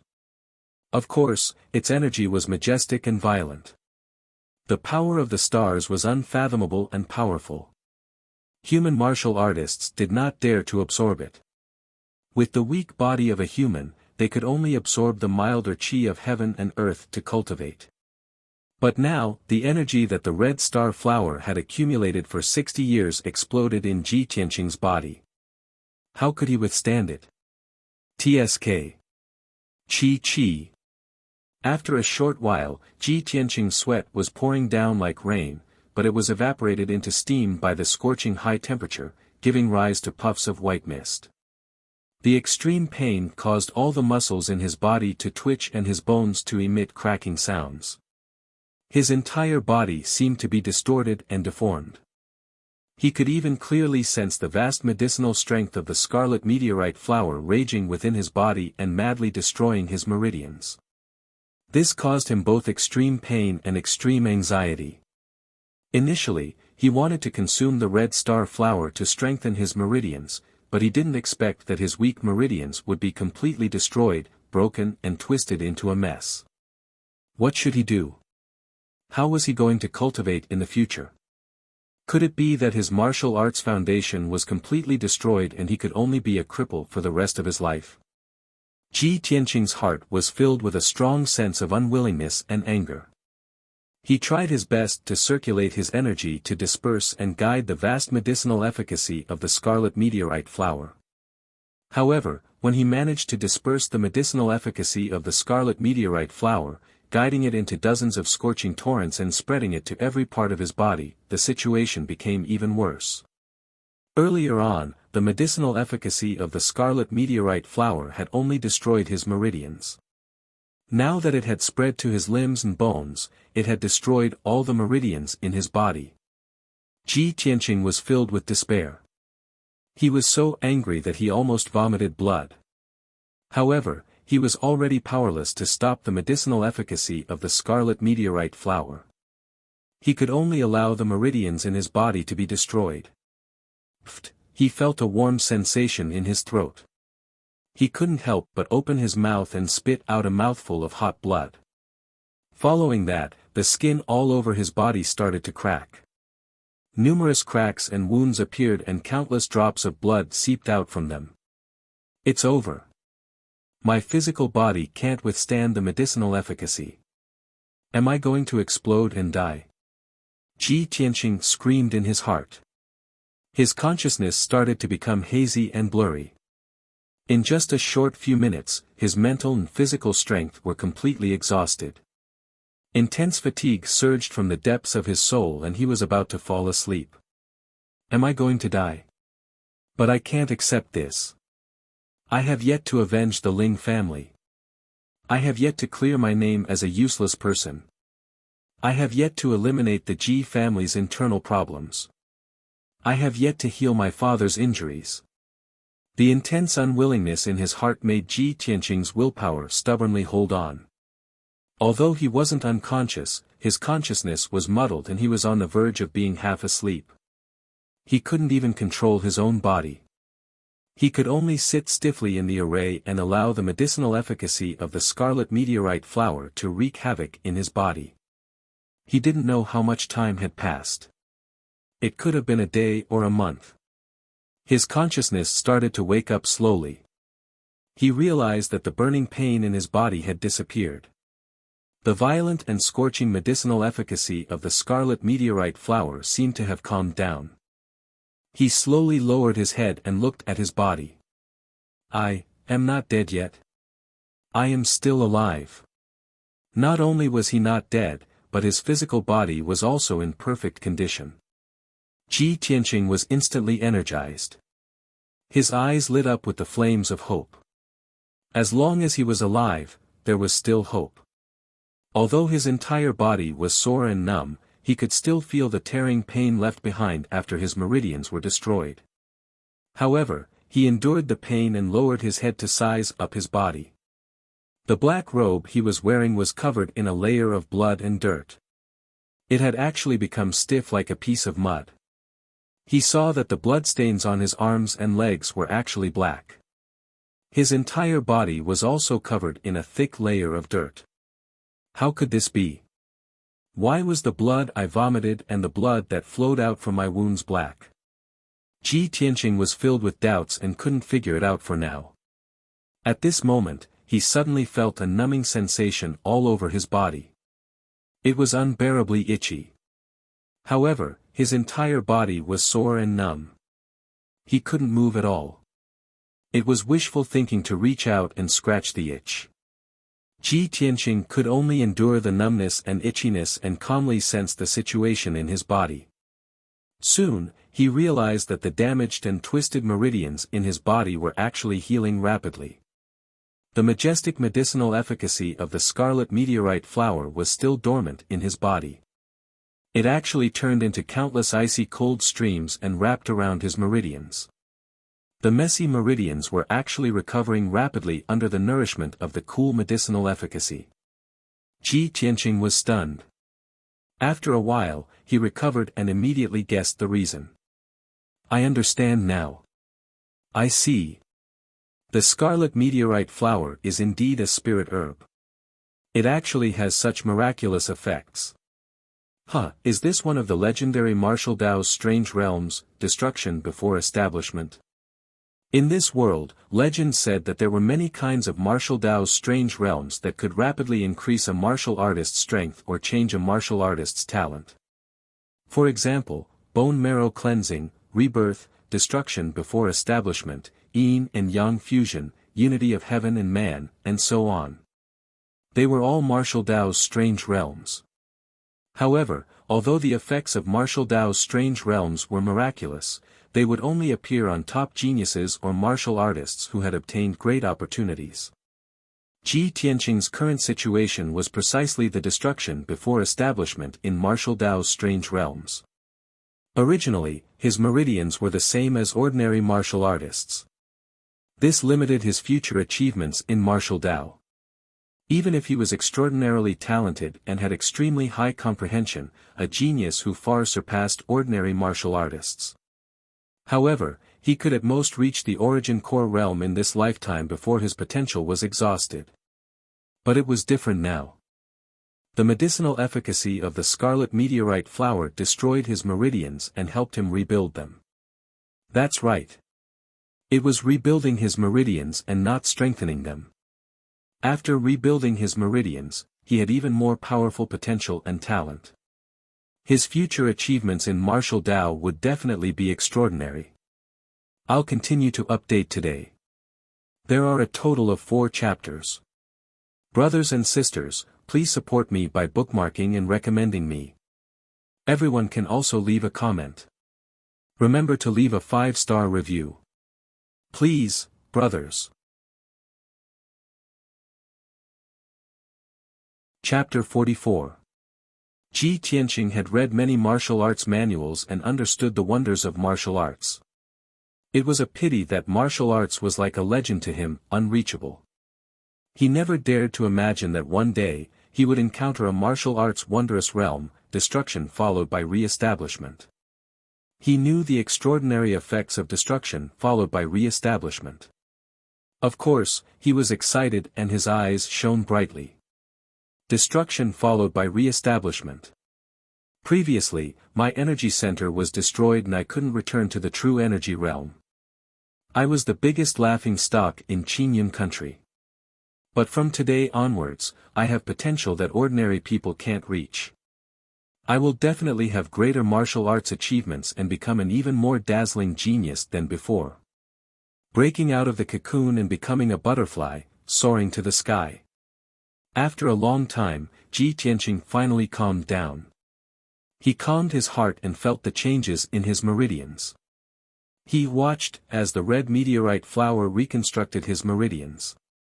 No wonder so many forces and experts want to get their hands on the red meteorite flower. Such a spiritual herb that seizes the fortune of heaven and earth and gathers the essence of the sun and moon is really rare. The sun represents the yang while the moon represents the yin. The combination of the sun and the moon is the combination of yin and yang. That's why it has such a miraculous effect.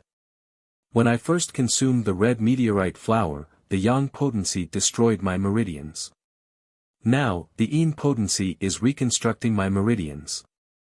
In that case, the martial arts wondrous realm I have today is not only destruction followed by re-establishment but also the combination of yin and yang.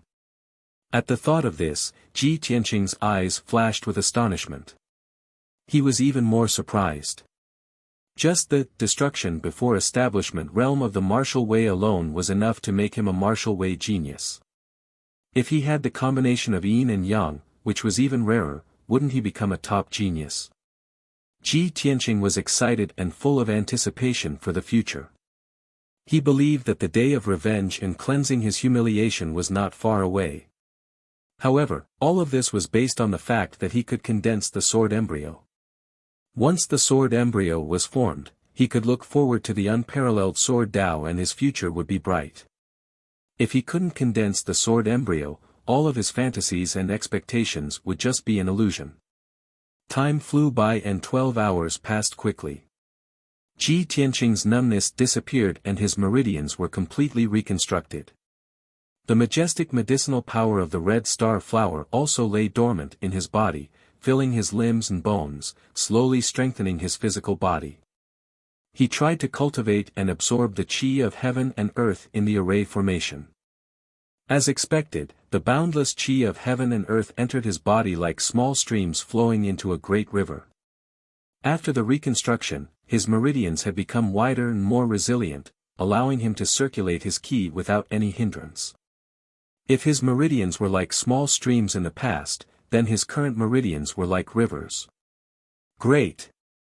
With the current strength of my meridians, there is at least an 80% chance that I will succeed if I channel the sword qi and condense the sword embryo.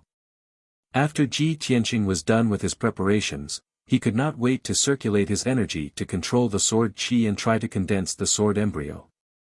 Earlier in the Taiyi mountain range, he'd forced the sword qi out of his body many times to fight, so he was already very familiar with controlling the 12 strands of sword qi. Now, he was controlling the sword qi to enter his meridians and swim towards his dantian.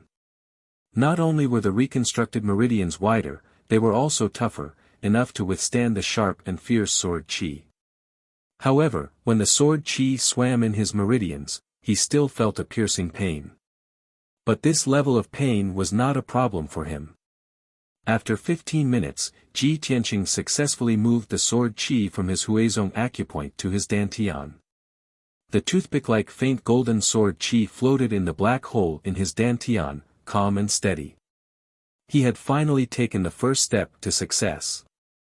Ji Tianqing was in high spirits. He circulated the sword qi from his yang qi acupoint to enter his meridians and flow towards his dantian. After 15 minutes, the second sword qi reached his dantian and floated in the black hole.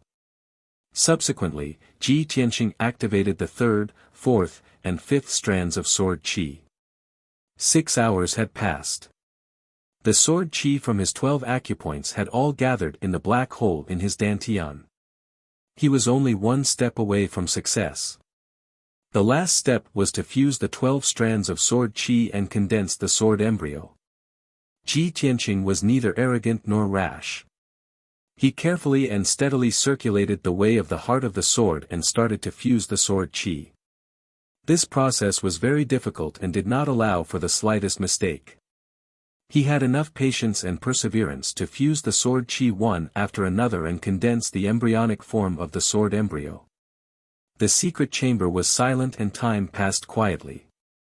After 16 hours, he finally fused the 12 strands of sword chi and condensed them into a small golden sword the size of a little finger. The sword embryo was finally condensed successfully. From now on, this small golden sword would be the source of his power, his dantian. He had finally laid the foundation of the way of the heart of the sword and successfully stepped into the door of the supreme sword principle. He was not far from the way of the heart of the sword. At this moment, Ji Tianqing's emotions were surging and his blood was boiling. He revealed a gratified smile. He had endured so much humiliation and experienced so many life and death situations, but it was all worth it. Ji Tianqing stopped and ended his closed-door cultivation. He forced himself to endure the weakness in his body and the hunger in his stomach as he walked out of the secret chamber. After returning to his room, he hurriedly called for his maid, Huan Er. Huan Er opened the door and entered. When she saw Ji Tianqing's appearance, she was shocked. "Eldest young master, you've only been in closed-door cultivation for 2 days. How did you become like this?" She saw that Ji Tianqing's hair was messy like a chicken's nest. The black robe on his body was covered with blood and stains. His face and arms were also full of black mud. His miserable appearance was similar to that of a beggar who had not bathed for many years. Ji Tianqing was in a good mood. He smiled and waved his hand. "Huan Er, don't ask. Quickly prepare hot water. I want to bathe and change my clothes. Also, go to the kitchen and prepare a table of food. Young master is starving." Huan Er suppressed the doubts in her heart and did not ask any more questions. She hurriedly prepared hot water and food. After 2 hours, Ji Tianqing washed off the dirt on his body and changed into a clean set of clothes. He returned to his handsome and elegant appearance. Moreover, his physical body had been cleansed by the red star flower's medicinal power. His body had become more well-proportioned and perfect. His skin was also sparkling like jade. When Huan Er served him the meal, her eyes always secretly glanced at him. Her face was slightly red and she secretly thought, why is it that after 2 days of closed-door cultivation, young master is not only refreshed and in a good mood, but even his skin has become so beautiful. She could also feel that the confident temperament of the young master had returned. In fact, he was even more glowing than when he was the #1 genius in the imperial city. Although the large table of food was quickly disappearing, she felt that the young master's eating movements were more elegant and imposing than before. After a while, Ji Tianqing finished the entire table of food. Only then did he leave with satisfaction. After leaving Cool Breeze Courtyard, he rushed to Second Courtyard's martial arts hall to test his current strength. Chapter 45. It was noon. The scorching sun hung high in the sky and the air was hot and dry. The square outside the martial arts hall was empty. The Ji family disciples would not practice martial arts under the scorching sun. Ji Tianqing stepped into the martial arts hall. Seeing that there was no one in the hall, he walked to the high platform in the corner. Looking at the engraved stone pillar in front of him, he felt a little uneasy. Although he had condensed the sword embryo, the path of the sword heart was different from that of ordinary people. It was unheard of. He wasn't sure if his current strength had reached the true energy realm.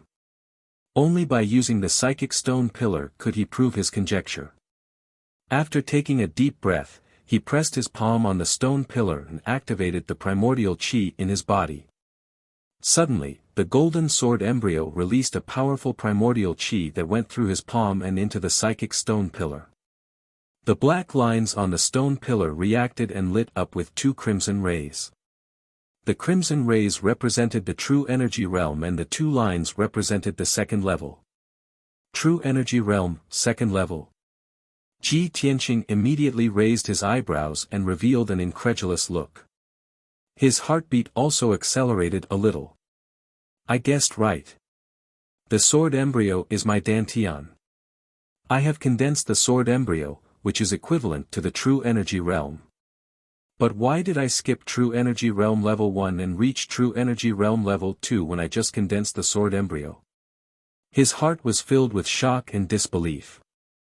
No matter who it was, to advance from the body refining realm to the true energy realm, they would first reach true energy realm level 1. After diligent training, they could advance to level 2, then level 3, level 4. This was common knowledge in martial arts. Even a 7 or 8-year-old child knew it. However, Ji Tianqing had directly jumped from body refining realm level 9 to true energy realm level 2, breaking this common knowledge. How could he not be shocked? After a while, Ji Tianqing retracted his palm and calmed down. He frowned and thought for a while, then guessed the reason. A true energy realm level 1 martial artist usually has to train hard for 2 years and accumulate enough primordial qi to advance to level 2. I have cultivated the path of the sword heart and condensed the sword embryo. The primordial qi in my body is many times stronger than normal martial artists. That must be why I jumped to level 2. This is because the path of the sword heart is extraordinary and the red star flower helped me reconstruct my meridians and increase my cultivation. Ji Tianqing was relieved. Now that his strength had been verified by the psychic stone pillar, the last trace of hesitation in his heart had vanished. From today onwards, he would cultivate the sword heart Dao with all his might and advance forward courageously. After leaving the martial arts hall, he prepared to return to the breezy courtyard. Along the way, he suddenly thought. After I came back, I locked it in the room. I didn't ask Huan, to take care of it. I don't know how it is now, Back in the room, he closed the door and opened a wooden cabinet in the corner. He opened the door and saw the ice fox curled up in the cupboard, sleeping soundly. Wake up, little fox. I brought you something nice to eat. As he spoke, he extended his finger and poked the little ice fox's head. The ice fox opened its eyes and glanced at him casually, then looked at the fruit in the basket. Leave it there. I'll eat it when I'm hungry. Its tone was a little lazy. After it finished speaking, it lay down and went back to sleep. Ji Tianqing frowned and looked at it carefully. The ice fox's fur was shiny and it was full of energy. It was not as listless and hungry as he had imagined.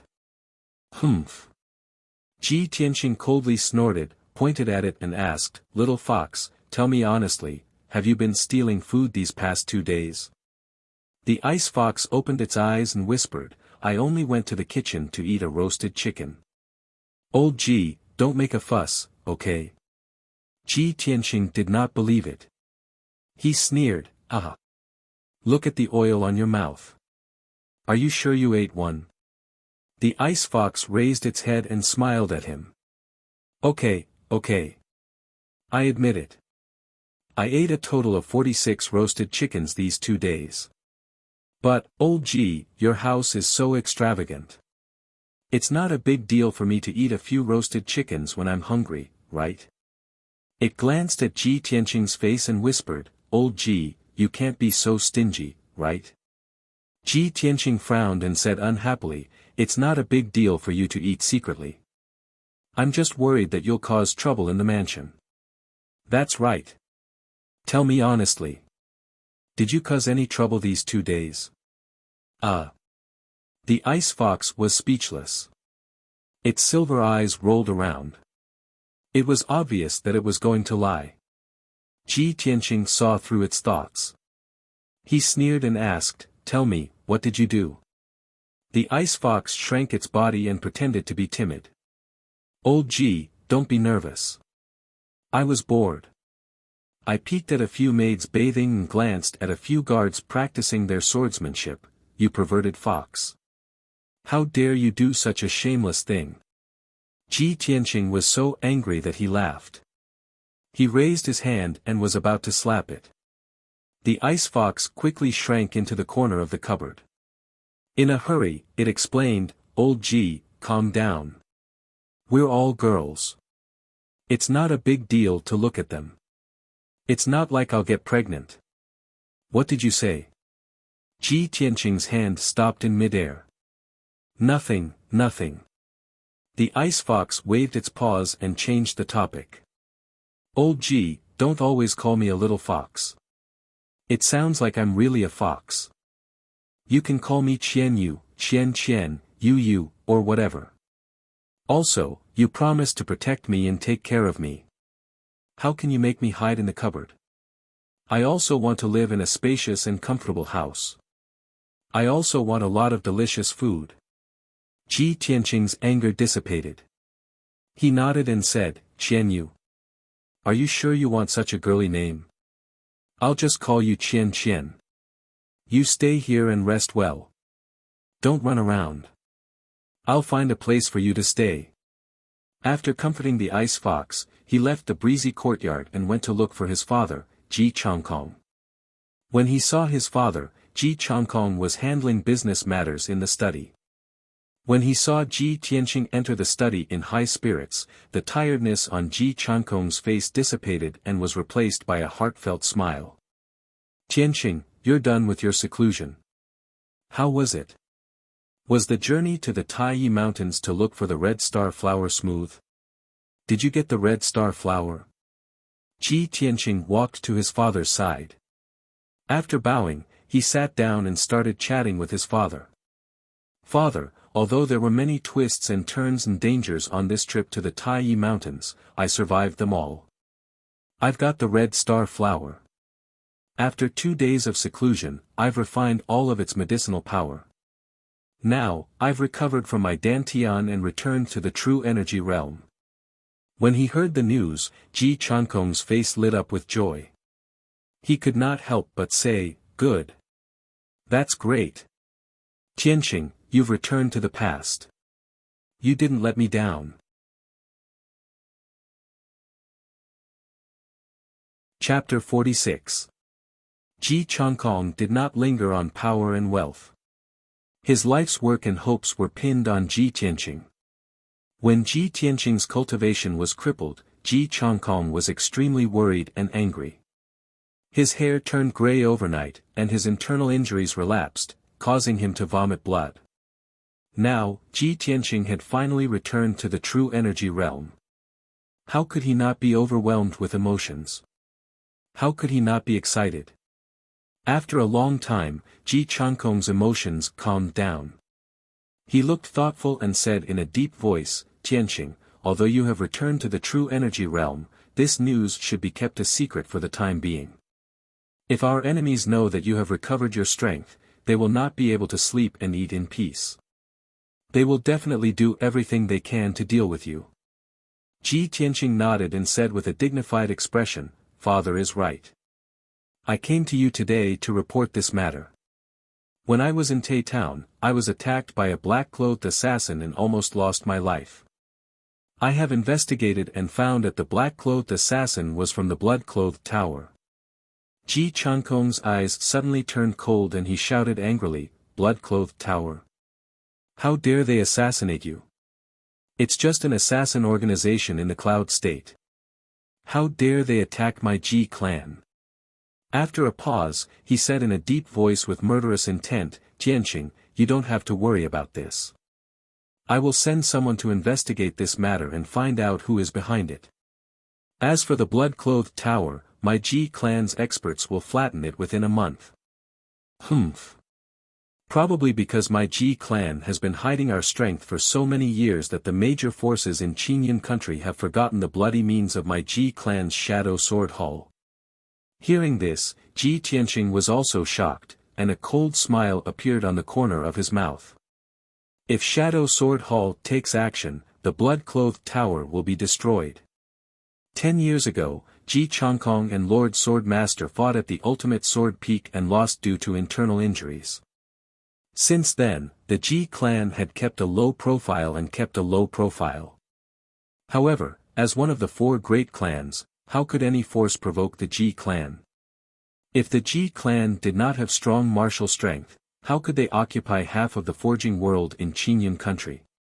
The Shadow Sword Hall was a secret weapon of the Ji clan. Ji Changkong was personally in charge of the Shadow Sword Hall.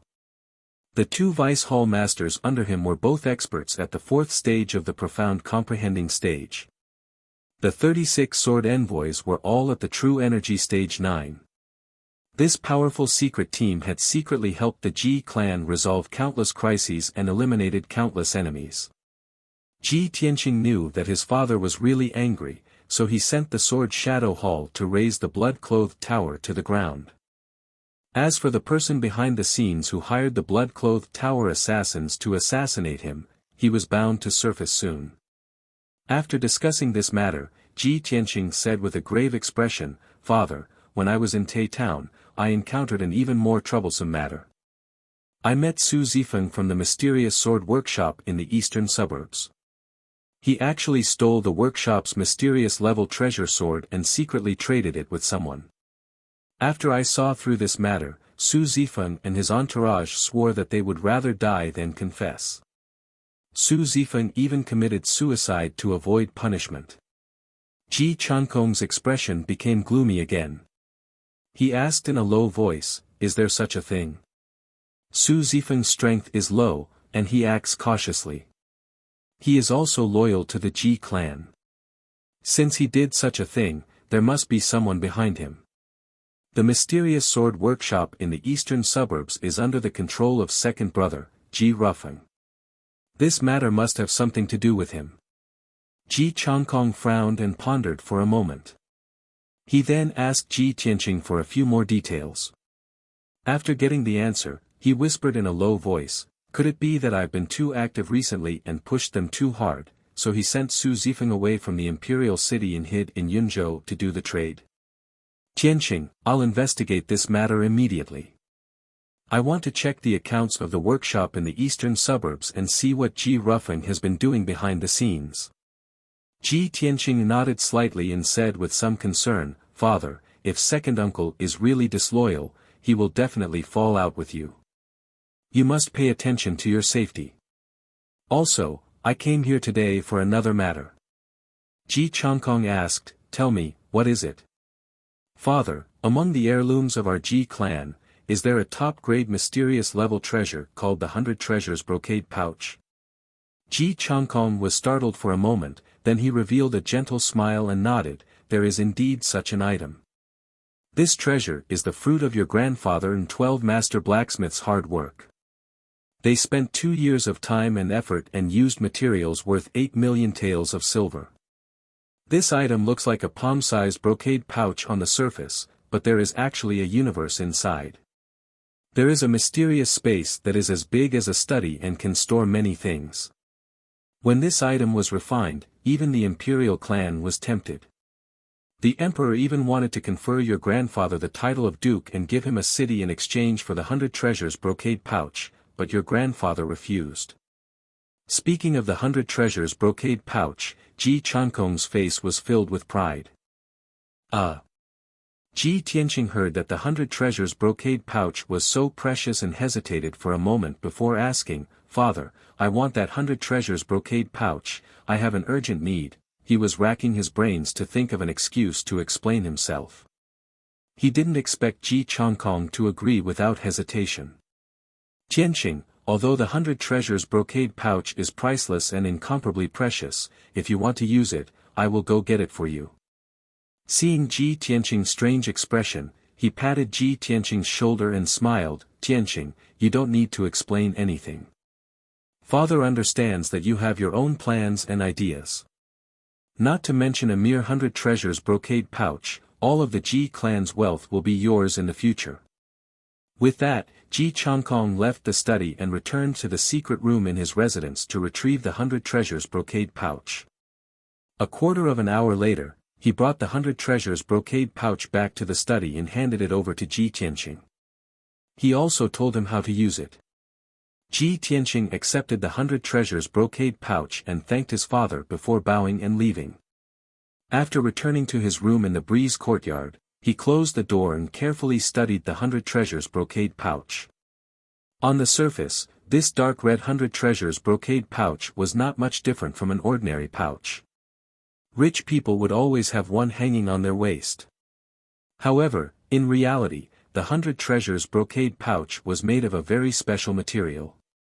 It was impervious to fire and water, and it would not be damaged by blades or axes. Moreover, after Ji Tianqing opened the 100 treasures brocade pouch, he saw that there was indeed a room as big as a study inside. There was nothing in the room, so he installed a bed, a table, and some bedding in the room. Then, he took out Qian Yu and threw it into the 100 treasures brocade pouch. Even though Qian Yu was knowledgeable and considered itself to be of noble status, after seeing such a wondrous 100 treasures brocade pouch, it was filled with shock and curiosity. It jumped up and down in the room as if it was having a lot of fun. It was very satisfied with this room and praised Ji Tianqing, which was a rare occurrence. Chapter 47. Although giving Qian Yu the priceless 100 treasures brocade pouch was a very extravagant thing to do. But to Ji Tianqing, this was undoubtedly the best choice. Bringing Qian Yu around all day was too eye-catching. After all, it was a sly and cunning fellow that could speak. After settling Qian Yu down, Ji Tianqing tied the 100 treasures brocade pouch to his belt and entered the secret chamber. Sitting in the middle of the yuan gathering array, he calmly pondered about his next cultivation. The sword embryo has been successfully condensed, and my strength has reached the second level of the true energy realm. Next, I should focus on cultivating and accumulating yuan qi according to the route carved on the second tombstone. The most important way for an ordinary true energy realm martial artist to increase their strength was to continuously cultivate and absorb the yuan qi of heaven and earth to transform it into true energy. The stronger the true energy accumulated in the energy center, the stronger one's strength would be. Ji Tianqing did not have an energy center and was different from ordinary martial artists. His cultivation method was also different. But the sword embryo was his energy center, and he had to absorb the yuan qi of heaven and earth to strengthen the sword embryo. The words carved on the second tombstone in Kenshin's tomb were the second level of the path of the sword. He needed to cultivate according to a specific route and continuously accumulate yuan qi to strengthen the sword embryo. Besides that, he also remembered the words carved on the third tombstone. It was also the cultivation method of the true energy realm. That was the third level of the path of the sword. It mentioned the 9 main meridians and the method to refine the sword meridians. This was different from the cultivation method of an ordinary true energy realm martial artist. Ji Tianqing thought for a while and decided to enter the Kenshin's tomb again to see if the words on the tombstone had changed. He closed his eyes and focused his consciousness on the black hole in his energy center. Swoosh! His consciousness was immediately swallowed by the black hole and entered the Kenshin's tomb. It was still a dark and cold space, surrounded by fog and filled with the aura of death. Ji Tianqing's consciousness condensed into a translucent human figure and floated forward, heading straight for the gigantic sword steel. After a while, he arrived at the pitch-black sword steel.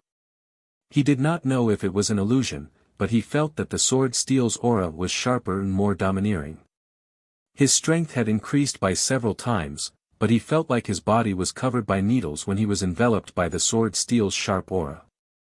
He subconsciously raised his head to look at the sword steel and frowned. The words, "Tomb of the Sword God," on the huge sword steel were actually faintly glowing with a blood-red light. But he clearly remembered at the last 2 times he came to the Tomb of the Sword God, he saw that the 4 words were gray. Moreover, he could clearly sense that the originally cold and deathly still sword steel actually had a trace of spirit energy surrounding it. Even though that trace of invisible spiritual qi was somewhat weak, it was real. Ji Tianqing felt a little strange and couldn't help but frown. How could this be?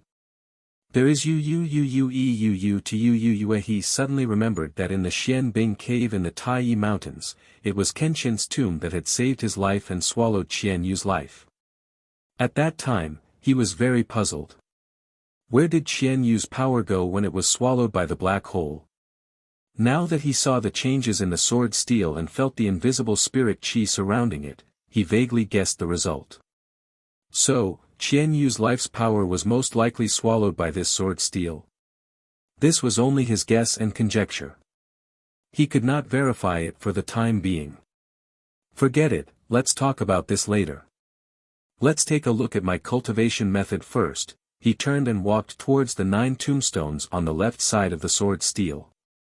The 9 black tombstones had not changed. They still stood in the wilderness, exuding an ancient aura. But Ji Tianqing found that the second tombstone had also become blank. The words engraved on it had disappeared. The second level of the way of the sword has also disappeared. Then my understanding should be correct. Next, I will follow the cultivation method and work hard to accumulate spirit qi and improve my strength. He looked at the third tombstone. The words on the tombstone were still there. This was the cultivation method of the third level of the way of the sword. Ji Tianqing studied it seriously for a while and confirmed that he had not understood it wrongly. He indeed had to use spirit qi to refine the 9 main meridians into a sword vein. When he finished cultivating the third level of the cultivation method, he should break through the vital energy realm and reach the mystic comprehending realm. Of course, that should be a long time in the future. He recalled the words about the way of the sword on the first tombstone. He could not help but sigh and murmured in a low voice. Although I have reached the second level of the way of the sword, I don't know when I can reach the state of having no sword in my hand and the sword in my heart. Just as he finished speaking, a deep, heavy, and ancient voice suddenly sounded in his ears. Lowly human, can actually cultivate the way of the sword? It was a deep voice that seemed to belong to a middle-aged man. His tone was full of surprise. Ji Tianqing was stunned and quickly turned his head to look behind him. Who's talking?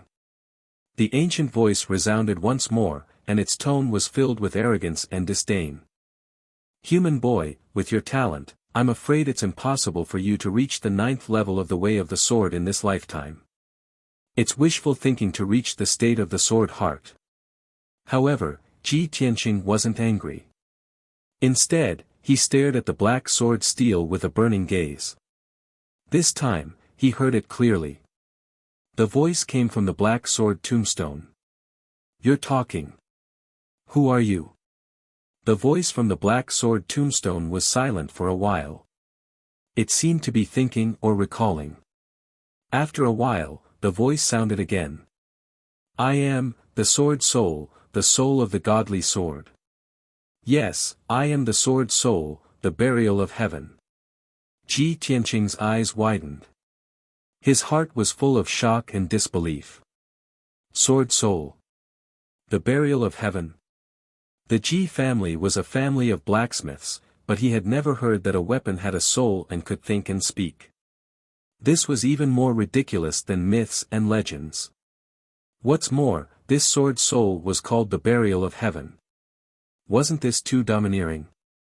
I've been here twice before, and this sword soul didn't move.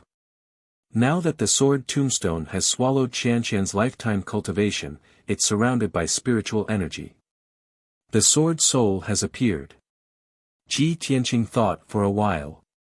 Then, he asked tentatively, Sword soul, the burial of heaven, were you sleeping before?